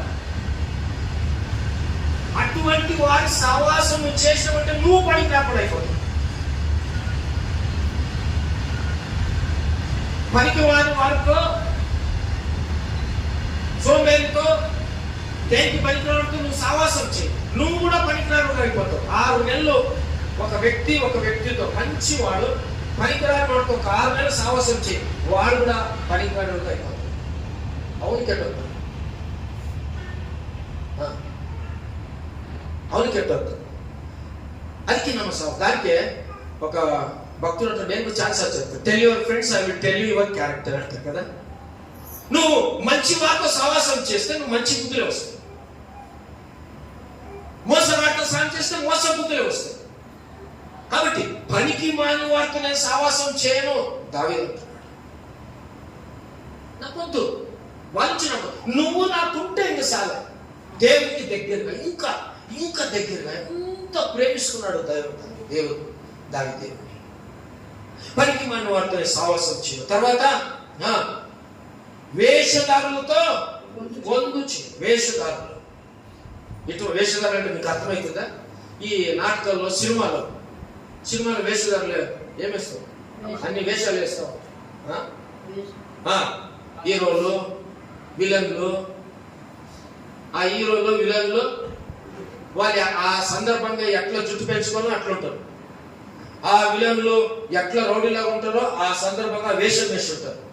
ఆ తగినట్టుగా వేషం ధరిస్తారు. తర్వాత వాళ్ళన్ని సినిమా అయిన వాళ్ళు ఎట్లుంటారు? మళ్ళా వేషధారులు. దానికి దేవుడు వేషధారులు వీళ్ళు ఎక్కడికి పోలేరో దేవుడి కాడికి రాలేదు.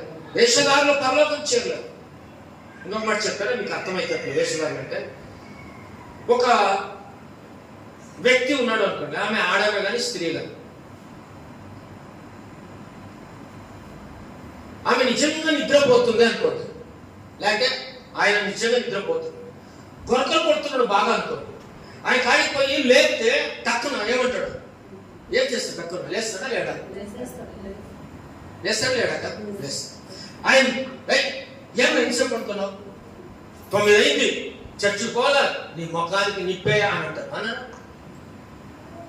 9 అయింది, నీకు దేవుడు భయం ఉందా, నీకు దేవుడు అంటే భయం ఉందా, భక్తి ఉందా నీకు దేవుడి సన్నిధానంలో? 10 గంటల కంటే 8 గంటల వేయాలి, మనం 8కి లేయాలి, జల్ది వేసి రెడీ కావాలి, సిద్ధం కలగాలి. వేషధారులు ఏం చేస్తారు, వాడిని తక్కువ లేస్తే లేస్తారు. అయితే దొంగ నిద్రపోయేవాడు ఉంటాడు చూడు, వేషధారు దొంగ నిద్ర, వాడు ఊరుకొని పడుకొని ఉంటాడు, ఊరుకొని ఉంటాడు, అయ్యా లేయ్యా అంటే మళ్ళా ఓ లేదా లేయే, దొంగ నిద్రపోయేవాడు నువ్వు ఎంత ప్రయత్నం చేయలేడు. అర్థమైందా? అవునా? అదే మంచిగా నిద్రపోయినాడు టక్కున్నాడు లేస్తాడు.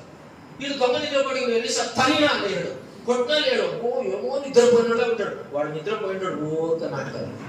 పొద్దున్న లేస్తే మళ్ళీ ఏడ నీళ్ళు ఇవ్వమంటారు, పొద్దున్న లేస్తే మళ్ళీ ఏడ పని పోమంటారు, జల్లి లేస్తే ఇంకేడ నన్ను ఏ పని ఇస్తారు, లేయే కాసేపు, లేయే ఏ కుదిరే ఇంకా కాసేపు అనుకో, దొంగ నిద్ర.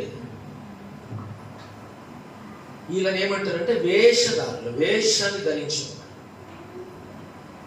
వీరిని నువ్వు మెప్పించలేవు, వీరు వేషము ధరించు. కాబట్టి మానవ జీవితంలో వేషధారులో ఏమంట, వేషధారుతో పొందు చేయను అంటే ఇటువంటి వారితో నేను కలుపుకొని ప్రభు అంటాడు. ఎంత గొప్పది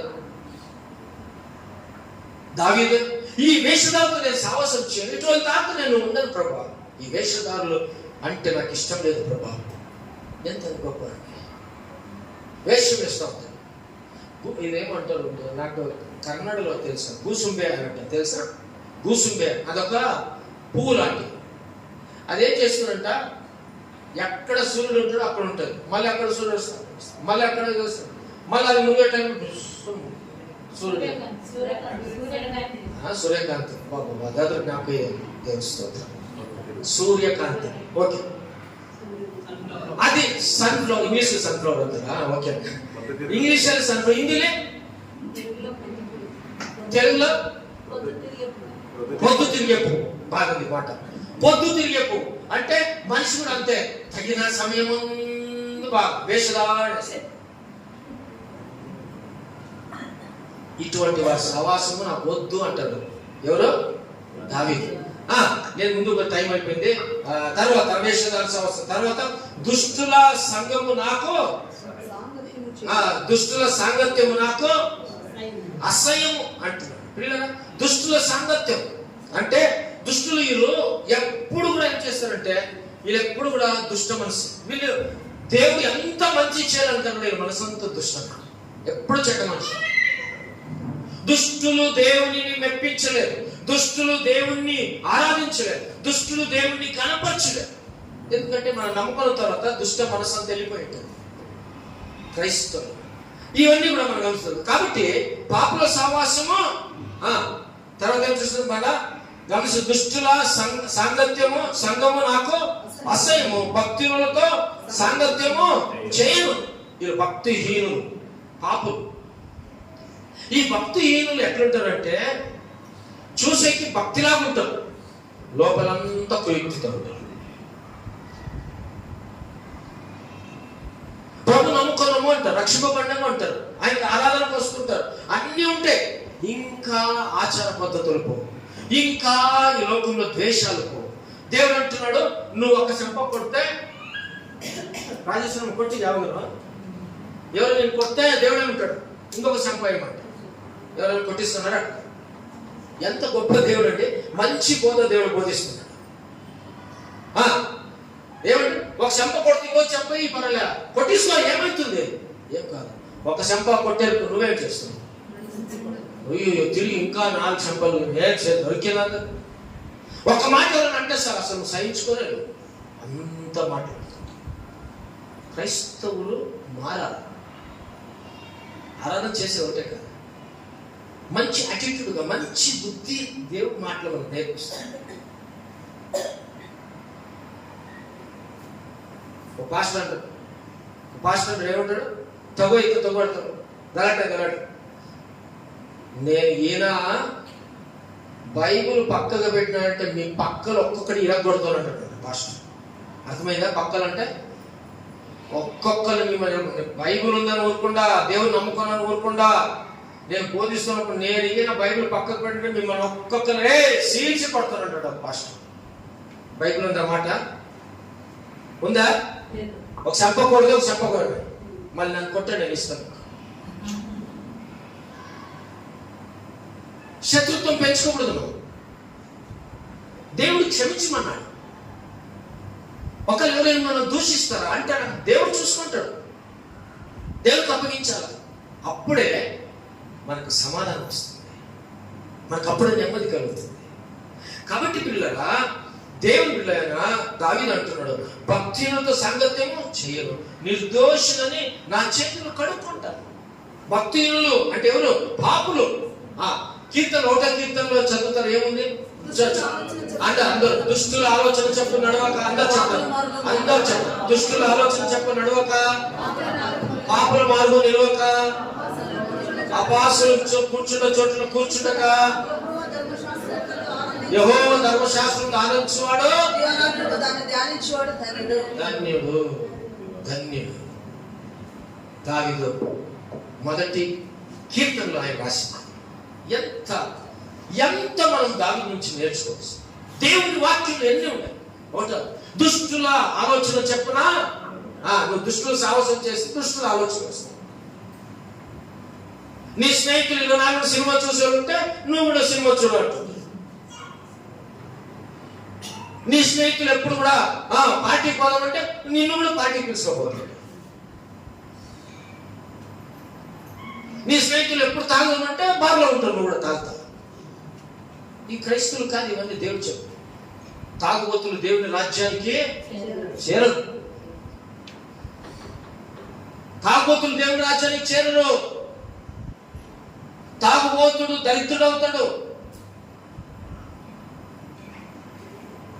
వేదన బిడ్డారా, క్రైస్తవం ఏమనుకున్నావు? నేను ఒకప్పుడు ఐ థింక్ 1.5 year అయింది, భద్రత పోయించి అప్పుడు తాగుతుంటలేము. ప్రభు నమ్ముకున్న ముందు 21 సంవత్సరాలు కూడా వారింట్లో ఏదో బర్త్డే పార్టీ ఏదో పార్టీ ఉంటుంది. ఇంకా అక్కడ ఫ్రెండ్స్ అందరూ, నేను అదే టైంకి పోయినాను. ఆయన పేరు ముకుందన్ దొడస్. ಸರಿ ಹಂಗಾರೆ ಬರೀ ಹೋಟ್ಲು ಹೋಗೋಣ, ಊಟ ಮಾಡೋಣ, ಅದನ್ನ ನೆಂಟರು ಬಂದಿರೋ ನಮ್ಮ ಮನೇಲಿ ಮಾಡ್ಕೊಂತಾರೆ. ನಾವು ಹೋಟ್ಲು పిలుచుకోపోయి జోల్ రాకను ఉంది ಶಿವಮೊಗ್ಗలో పెద్ద హోటల్ స్టార్ పిలుచుకోపోయాడు. సరే పోయినట్టున్నానే అందరికి లిక్కర్ అవి చెప్పినాడు. తమ్ముడు కూర్చొని గ్లాసులు తీసుకుని అందరికి చేస్తాడు. ఏమండి ఆయనక కురియప్ప కుమార్ అన్నాడు. ఏమన్నాడు? కుమార్ అంట. కుడియప్ప కుమార్ అంటాడు. నా సైకిల్ చెప్పండి. కొంతమంది ఎందుకే కుడియా అని అంటారు. జస్ట్ 1.5 సంవత్సరం కథ చెప్తుండేది. పోయినప్పుడు నేనన్నా ಹೊಲ ಬಿಟ್ಟಿದ್ದೇನೆ. ಸುಮಾರು 30 ವರ್ಷ ಹತ್ತತ್ರ ಆಗಿದೆ. ನೀನು ಗೊತ್ತಲ್ಲ, ಮುಕುಂದ ಚೆನ್ನಾಗಿ ಗೊತ್ತಲ್ಲ. ಹೇಳ అతను పాస్టర్ వేసుకోబోతుంది ఉండాలి వాళ్ళు చెప్పేది. అంటే ఫ్రెండ్షిప్ యాక పాస్టప్ప ఉండాలి వేసుకోబోతుంది పో ಮತ್ತೆ ನಮಗೆ ಪಾಪ ಅಂಟ್ಬಿಡ್ತದಪ್ಪೋ, ಯಾರು ಬತ್ತಿಗಳು ಮಾಡ್ರಿ ಅಂತ చూడు. దేవుని వాక్యం కీర్తనలో అదే అంటున్నాడు, దుష్టుల ఆలోచన చెప్పున నడవక. నీ దుష్టుల సహవాసం చేస్తే నువ్వు దుష్టుడే, దొంగల సహవాసం చేస్తే నువ్వు దొంగడే. నువ్వు ఎవరు సహవాసం చేయాలి? దేవుని బిడ్డలతో, సంఘముతో, వీటన్నిటికన్నా శ్రేష్టంగా నీ సహవాసం బైబిల్తో ఉండాలా. హల్లెలూయా. నీ సావాసం బైబిల్ పరిశుద్ధమైన గ్రంథము అని రాసిపెట్టింది బైబిల్. నువ్వు బైబిల్ క్రైస్తవుడుగా ప్రతిరోజు నువ్వు చదవాలా. రోజుకి గంట నువ్వు బైబిల్ చదవాలి, ప్రార్థన చేయాలా. బైబిల్ చదవాలి, ప్రార్థన చేయాలా. నీ సావాసం ఇది ఉందా? ఈ బైబిల్తో నీ సావాసం ఉంటే నువ్వు క్రైస్తవుడుగా నువ్వు ప్రతిరోజు బైబిల్తో నువ్వు సావాసం చేస్తే, నువ్వు ప్రతిరోజు మోకాల నుంచి దేవుని సన్నిధానం యథార్థంగా నువ్వు ప్రార్థిస్తే, దేవుడే నీకు మంచి స్నేహితుడు, దేవుడే నీకు మంచి ఆశీర్వాదకరం చేస్తాడు, దేవుడే నిన్ను అన్ని దుష్టత నుంచి విడిపిస్తాడమ్మా. చేస్తున్నావా? ఎక్కడ నీ సావాసం? చాలా మంది యూస్ అండ్ త్రో లాగా ఉపయోగించుకుంటారు అందరు. ಎಲ್ಲರೂ ಏನ್ ಮಾಡ್ತಾರೆ, ನೀನು ಕೆಲ್ಸಕ್ಕೆ ಬೇಕಾದಾಗ ಕರೀತಾರೆ, ಕೆಲ್ಸದ ಮೇಲೆ ಉಪಯೋಗಿಸ್ಕೊಂತಾರೆ, ಆಮೇಲೆ ನಿನ್ನ ಕರೆಪಾಕ ಪಾರೇಸ್ತಾರೆ, ಕರೆಪಾಕ ಪಾರೇಸಿನಟ್ಟು ಪಾರೇಸ್ತಾರೆ.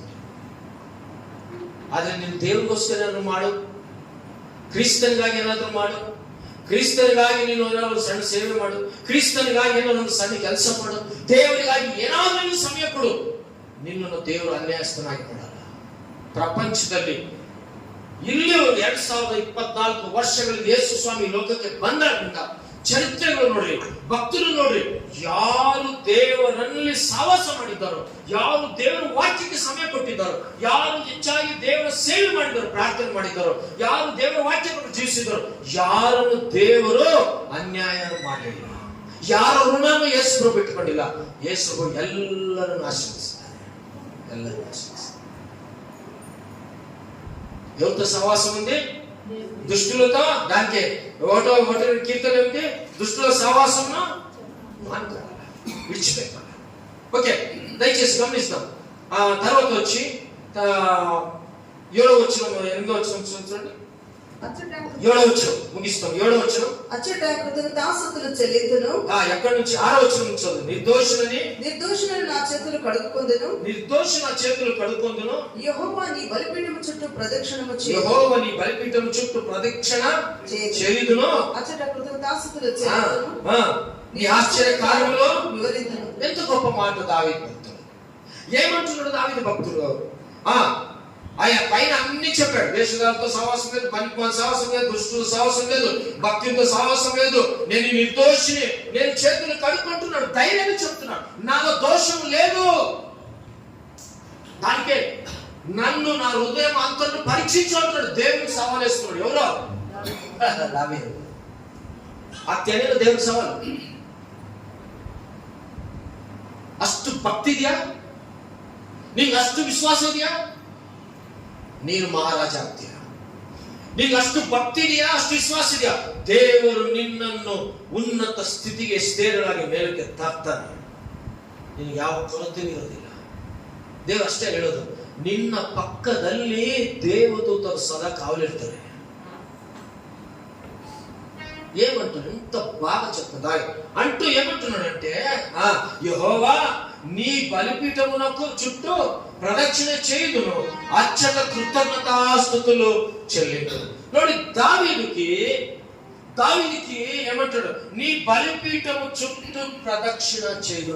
ఆయనకు దేవుని మందిరం అంటే అంత ఇష్టం. 51వ కీర్తన చూస్తున్నాం, నీ మందిరంలో నేను ఓలివ చెట్టులాగా ఉండాలా అంటున్నాడు దావీదు. ఓలివ చెట్టు అది చావు లేదు. ఇప్పుడు కూడా ఇశ్రాయేలు దేశంలో ఓలివ చెట్టు ఉంది. ఓలివ చెట్టు దేవుని యొక్క శ్రేష్టమైనటువంటి కృపలో అది పెరిగేటువంటి చెట్టు. దాని నేను దేవుని మందిరంలో ఓలివ చెట్టులాగా ఉన్నా. ఓలివ చెట్టు చక్కగా పెరుగుతుంది. ఓలివ చెట్టు ద్వారా అనేక కాయలు వస్తాయి. ఆ కాయల ద్వారా అనేక రోగాలు స్వస్థపడుతుంది. ఆ ఓలివ నూనె అనేక రోగాలకు ఆ కాలంలో ఉపయోగిస్తుండేవారు. ఓలివ అంటే అంత కాస్ట్లీ ఆ నూనె. పిల్లరా, గల్ఫ్ కంట్రీలో మనలాగా సన్ఫ్లవర్ ఏనేది ఎన్నే కూడా ఆమె డాల్డా,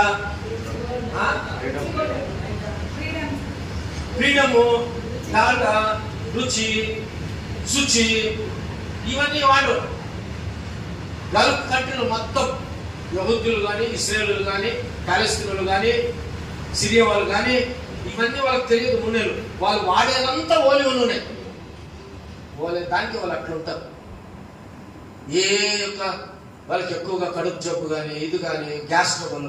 ఇక్కడ పొద్దున్న లేస్తే 7 సంవత్సరాల పిల్లలు గ్యాస్ ట్రబుల్ ఉంటారు. అక్కడ వెన్స్డే కొండ లేదు, అక్కడంతా కాస్ట్లీ ఫుడ్, మంచి పదార్థం. వాళ్ళు బీదలైనా కూడా దేవుడు తినేదానికి వాళ్ళు తక్కువ చేయలేదు, దేవుడికి తక్కువ చేయలేదు. ఆ దేశం అంత ఆశ్రయింపబడిన దేశం, దేవుడు ఆశ్రయించిన దేశం. అది ఓలివ నూనె అంత విలువైనటువంటిది. ఇక్కడ కూడా ఉంది ఓలివ నూనె కొంటే 1 లీటర్కి ఎంత ఉండాలి, 1200 ఎంత ఉంది. నేను అప్పుడప్పుడు 1/4 లీటర్ తెచ్చుకుంటా, ఎందుకంటే అక్కడ బాగా అలవాటు పడి వచ్చిన కదా 10 సంవత్సరాలు. కొద్ది చపాతీలో వేసి, తర్వాత ఏదైనా ఓలివ వేసి చపాతీలు వేసేదో, కొద్దిగా పన్నీలు వేసి ఓలివ చేసుకొని తింటుంటాను. దానికి కొద్దిగా దేవుడు ఆరోగ్యం ఇచ్చిన. ఓలివ నూనె చాలా శ్రేష్టమైనటువంటిది. ఆ దావీదు నేనైతే దేవుని మందిరంలో ఓలివ చెట్టులాగా ఉన్నానంటాడు. కాబట్టి ఇక్కడ గమనిస్తాం, ఏమంటున్నాడంటే దావీదు మళ్ళా నేను గమనించండి ఏమంటాడు, నేను యెహోవా నీ బలిపీఠము చుట్టూ ప్రదక్షిణ చేయును. బలిపీఠం అంటే దేవుడు ఆశీర్వదించి ఇచ్చినటువంటి ఆయన దేహము, ఆయన రక్తం. 2024 సంవత్సరం కిందట ఆ గొల్గొతా కొండ పైన ప్రభువైన యేసుక్రీస్తు వారు నీ కోసం నా కోసం ప్రాణం పెట్టి రక్తం కార్చిన దేవుడు, నిన్ను నన్ను ఆయన కొన్న దేవుడు, ఆయన ప్రేమించిన దేవుడు, ఆయన నిన్ను నన్ను ఆదరించిన దేవుడు. నువ్వెంత దొంగమైనా యేసు నిన్ను ప్రేమించాడు, రక్తం కార్చాడు. నువ్వెంత మోసగాడివైనా యేసు నిన్ను ప్రేమించాడు, రక్తాన్ని కార్చాడు. నువ్వెంత విగ్రహాన్ని పూజిస్తున్నా యేసు నిన్ను ప్రేమించాడు, రక్తాన్ని కార్చాడు. ఎందుకు తెలిసిన, ఆయన స్వరూపం సృష్టించే ఆదిలోనే తల్లి గర్భంలో పిండముగా ఉన్నప్పుడే నా కన్నులు నిన్ను చూసినని చెప్పి 139 కీర్తనలో 7వ వచనంలో మనం చూస్తున్నాం. కాబట్టి దేవుడు అనేవాడు అన్ని ఎరిగినవాడు. దేవుడు అనేవాడు కడుపులో ఉన్న పిండను కూడా ఆయన సృష్టించినవాడు. దేవుడు అనేవాడు ఆయుష్ని ఇచ్చేవాడు. దేవుడు అనేవాడు నీ హృదయ అంతరంగాలను చూసేవాడు. ఆయనే నువ్వు నేను నమ్మినటువంటి యేసుక్రీస్తు వారు. ఆ యేసుక్రీస్తు వారే ఆ గొల్గొతా కొండ పైన తన శరీరాన్ని నలగొట్టబడింది మన కోసం. తను కాచిన రక్తం ద్వారా మన పాపాలు కడగబడ్డాయి. ఈ రోజు పిల్లల ఆ బలిపీఠము అన్నట్టు యేసుక్రీస్తు దేహానికి గుర్తున్న రొట్టె, ఆయన పవిత్రమైన రక్తం ఈ రసం, ఆయన బలిపీఠం కాడ వచ్చిన మనం. దానికే నీ బలిపీఠము చుట్టూ ప్రదక్షిణ చేయదు. మీకు తెలుసు కదా, చాలా మంది అందరికి తెలుసు.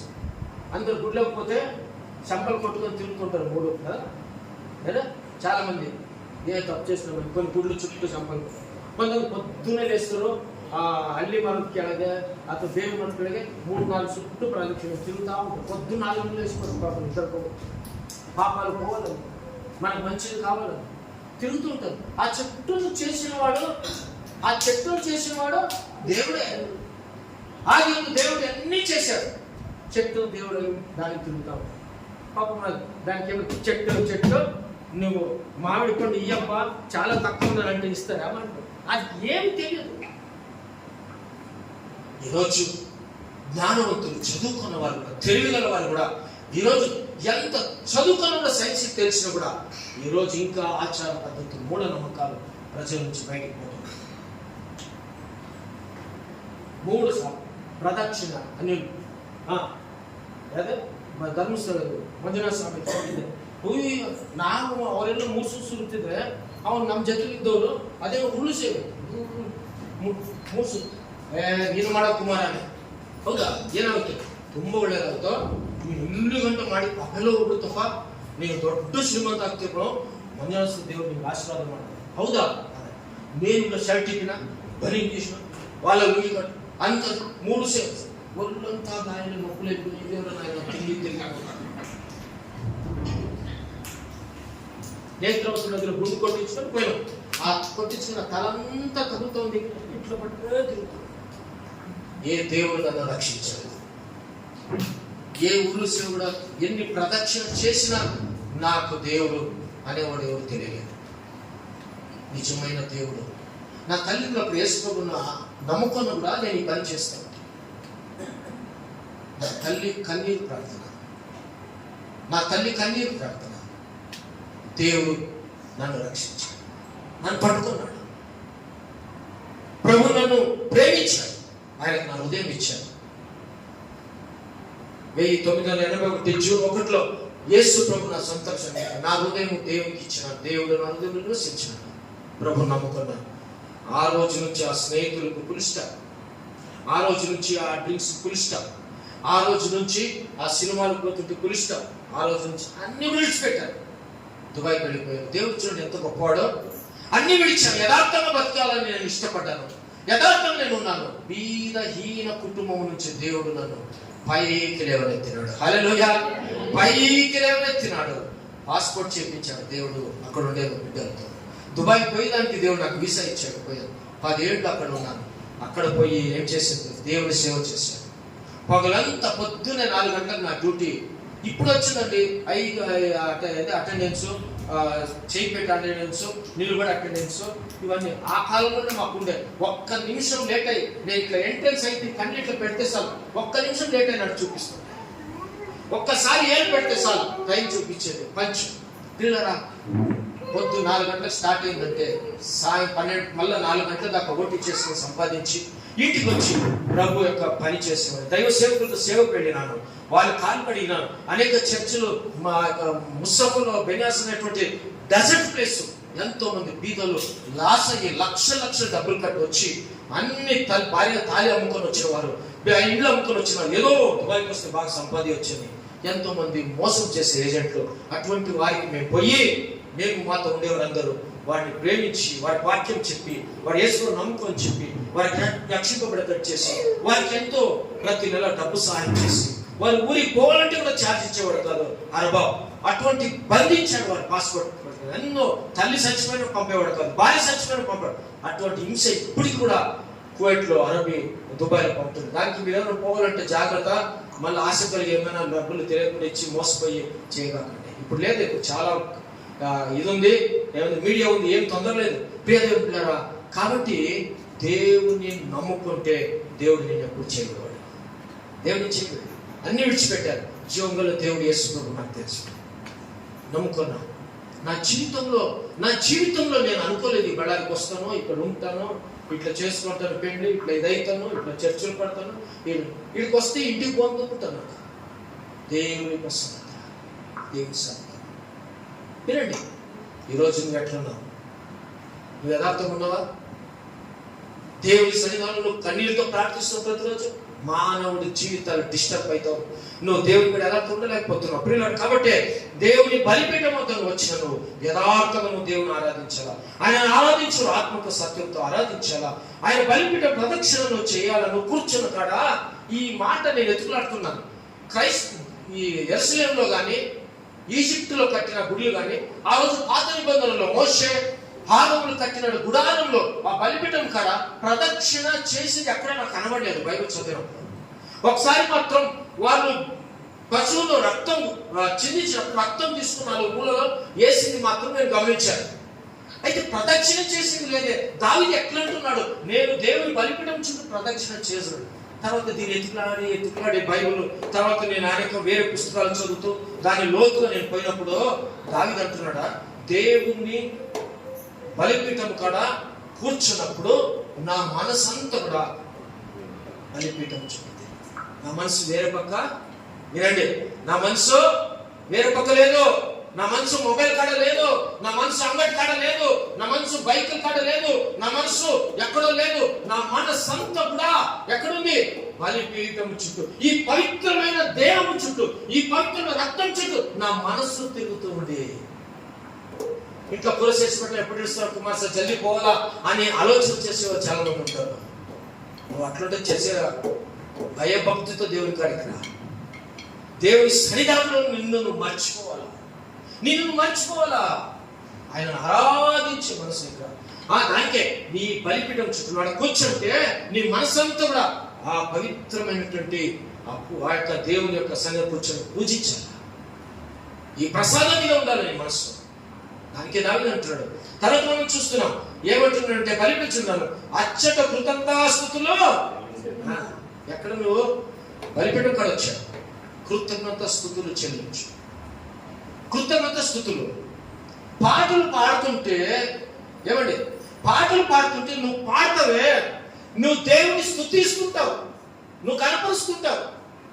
వాడేమో కీబోర్డ్ కొడుతుండు, ఆయన డ్రమ్ కొడుతుండు, ఆయన గిటార్ కొడుతుండు, ఇలా పాడుతున్నట్టు నువ్వు ఊరికనే కొంతమంది మొబైల్ చూసుకుంటా. ఇవన్నీ భక్తి కాదు.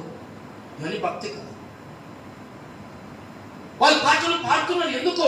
మనల్ని ప్రోత్సహించడానికి. వాళ్ళ వాక్యాలు కొడుతున్నారు ఎందుకు? మనం మన మనసు అంతా కూడా దేవుని సన్నిధానంలో నువ్వు పాటలు పాడుతూ ప్రభువుని స్తుతించాలి. స్తుతిస్తున్నావా? స్తుతి చేయుట దేవునికి ఇష్టకరం. నువ్వు స్తుతిస్తున్నావా? నీ నోటి ద్వారా నువ్వు రోజుకి బస్సులో కూర్చో, ప్రయాణం చేస్తుండు, బైక్ కొడుతుండు, దేవునికి స్తోత్రం స్తోత్రం స్తోత్రం స్తోత్రం. నువ్వు మనసులో దేవుడు నీ రక్తానికి స్తోత్రం, నీ రక్తానికి స్తోత్రం, దేవ స్తోత్రం అంటుడు. నీ మనసు ఎంత పవిత్రమవుతుందో ఒకసారి తర్వాత వచ్చేవాడు మంచి ప్రతిరోజు నువ్వు పడుకునేటప్పుడు నిద్ర రాలేదు, స్తోత్రం స్తోత్రం స్తోత్రం స్తోత్రం స్తోత్రం స్తోత్రం నిద్ర అంటే నువ్వు నిద్ర మాత్రం తీసుకున్నది. నిద్ర రాలేదని మొబైల్ చూసుకోడానికి వస్తుంది, ఇంకా నిద్రపోతుంది. సైన్స్ చెప్తుంది, నువ్వు నిద్ర రాలేదని మొబైల్ చూస్తూ ఉంటావు అనుకో, ఆ కంట్లో ఇంకా వెలుగుపోయి జల్దీ ఇప్పుడు నీకు 20 సంవత్సరాలు ఉంటే ఇంకా 5 సంవత్సరాలు గుడ్డలేదు. అవునా కదా? ఏనబ్బా వినోదా? చాలా మంది అంతే, నాకు నిద్ర రాలేదు అని అంటే నీకు గుట్టు చెప్తాను విను. నిద్ర రాలేదు నీకు దేవుడి గుట్టు చెప్తా, ఆ రీతి నువ్వు చేయి, నీకు నిద్ర వస్తుంది. నువ్వు స్తుతి స్తోత్రం స్తోత్రం స్తోత్రం అంటా ఉండు. ప్రభువా యేసయ్య స్తోత్రం, యేసయ్య స్తోత్రం అంటుండు. బైబిల్ తీసుకో, జస్ట్ ఆ రోజు నువ్వు ఏ అధ్యాయం చదివినో నెక్స్ట్ ఇంకొక అధ్యాయం చదువుతా ఉండు. స్తోత్రం చదువుతా ఉండు, నువ్వు బైబిల్ చదువుతా ఉండు, బైబిల్ చదువుతాడు, బైబిల్ చదువు. నువ్వు అట్లే బైబిల్ మీదనే పడకూడదు. అపవాది నిన్ను త్వరలోనే కాటేస్తుంది, వెంటనే నువ్వు నిద్రపోతావు. నువ్వు చదువు అని బైబిల్, నిద్రపోతావు. నువ్వు బైబిల్ చదువుతుండు, దేవుడు నువ్వు చదువుతానే అట్లే. అది ఎంత భాగ్యమా కదా, ఎంత సంతోషం కదా. నువ్వు బైబిల్ చదువుతూ నువ్వు బైబిల్ మీద అట్లే పడుకో, అబ్బా ఎంత సంతోషం. తిండి కూడా వద్దు. నువ్వు బైబిల్ చదువుతూ నువ్వు అట్లే మొబైల్ మీద పడుకో. ఆ మొబైల్ ఉన్నాయన్నీ నీ చెవులో, నీ కంట్లో. మొబైల్ శ్రేష్టమా, బైబిల్ శ్రేష్టమా? ప్రతిరోజు బైబిల్ చదువుతుంటే క్రైస్తవులు నేను ముగించడం ముందు కాబట్టి దేవుని నువ్వు స్తుతిస్తూ ఉండాలా, గణపరుస్తూ ఉండాలా. ఆయన ఆశ్చర్య కార్యములను వివరించాలా. 7వ వచనంలో ఆయన ఆశ్చర్యకార్యం నీకు చేయలేదా? ఆశ్చర్యకార్యం చేయలేదా? నేను ఇప్పుడు చెప్పే నా సాక్ష్యం, మీ సాక్ష్యం లేదా తెలియదు మీకు ఆశ్చర్యకార్యంలో? ఈరోజు ఎన్నో సార్లు నీకు సమాధానం సంతోషం లేదు, ఆశ్చర్య కార్యంలో అయ్యో దేవుడికి చక్కని స్థలం మందిరం ఇచ్చాడు, నాకు ఈ మందిరం నాది, నా దేవుడు నివసించేది, నేను దేవుని సన్నిధిలో ఉందా? నీకు ఆశ్చర్యం దేవుడు చేయలేదా? నీకు ఏదో అనారోగ్యం ఉంది, దేవుడు అద్భుతం చేయలేదా నీ జీవితంలో? నీకు ఉద్యోగం లేదు, దేవుడు ఉద్యోగం నీకు ఇవ్వలేదా? నీకు పోయిన వారం అంతా కూడా దేవుడు నీకు ఆశ్చర్యకార్యం చేయలేదా? ఆశ్చర్యకార్యం చేయలేదా? బాగా తిని 3 పూట్లు బట్టలు వేసుకొని నీళ్ళు తాగుతూ ఊపిరాడుతూ ఆరోగ్యం ఉన్నాం, అది ఆశ్చర్యం కదా? దేవుని కృప కదా? దేవుని కనపరిచేది కదా? మనం అది ఏమో మళ్ళీ చర్చకు వస్తే సాక్ష్యం చెప్పండి, అసలు సాక్ష్యమే చెప్పము. దేవుని సన్నిధానంలో దానికి ఇప్పుడు ఏం చూస్తున్నాం మనము దేవుని సమాజంలో. ఈ 12వ వచనం చూడండి, 12వ వచనం ఆఖరిలో సమాజములలో యెహోవాను స్తుతించెదను. ఈరోజు నీ ద్వారా అనేక బిడ్డలు దేవుని కాడికి రావాలంటే, నీ ద్వారా అనేకులు పాపులు, దుర్మార్గులు, దుష్టులు, పనికి మాలినవారు, వీళ్ళందరూ ప్రభు నమ్ముకోవాలి చర్చికి రావాలంటే నేను వీరితో నీవు మాట్లాడు. వీళ్ళందరూ నువ్వు మాట్లాడుకుంటే వీళ్ళు ఎట్లా సువార్త చెప్పలేవు. అయితే సావాసం చేయగలరు.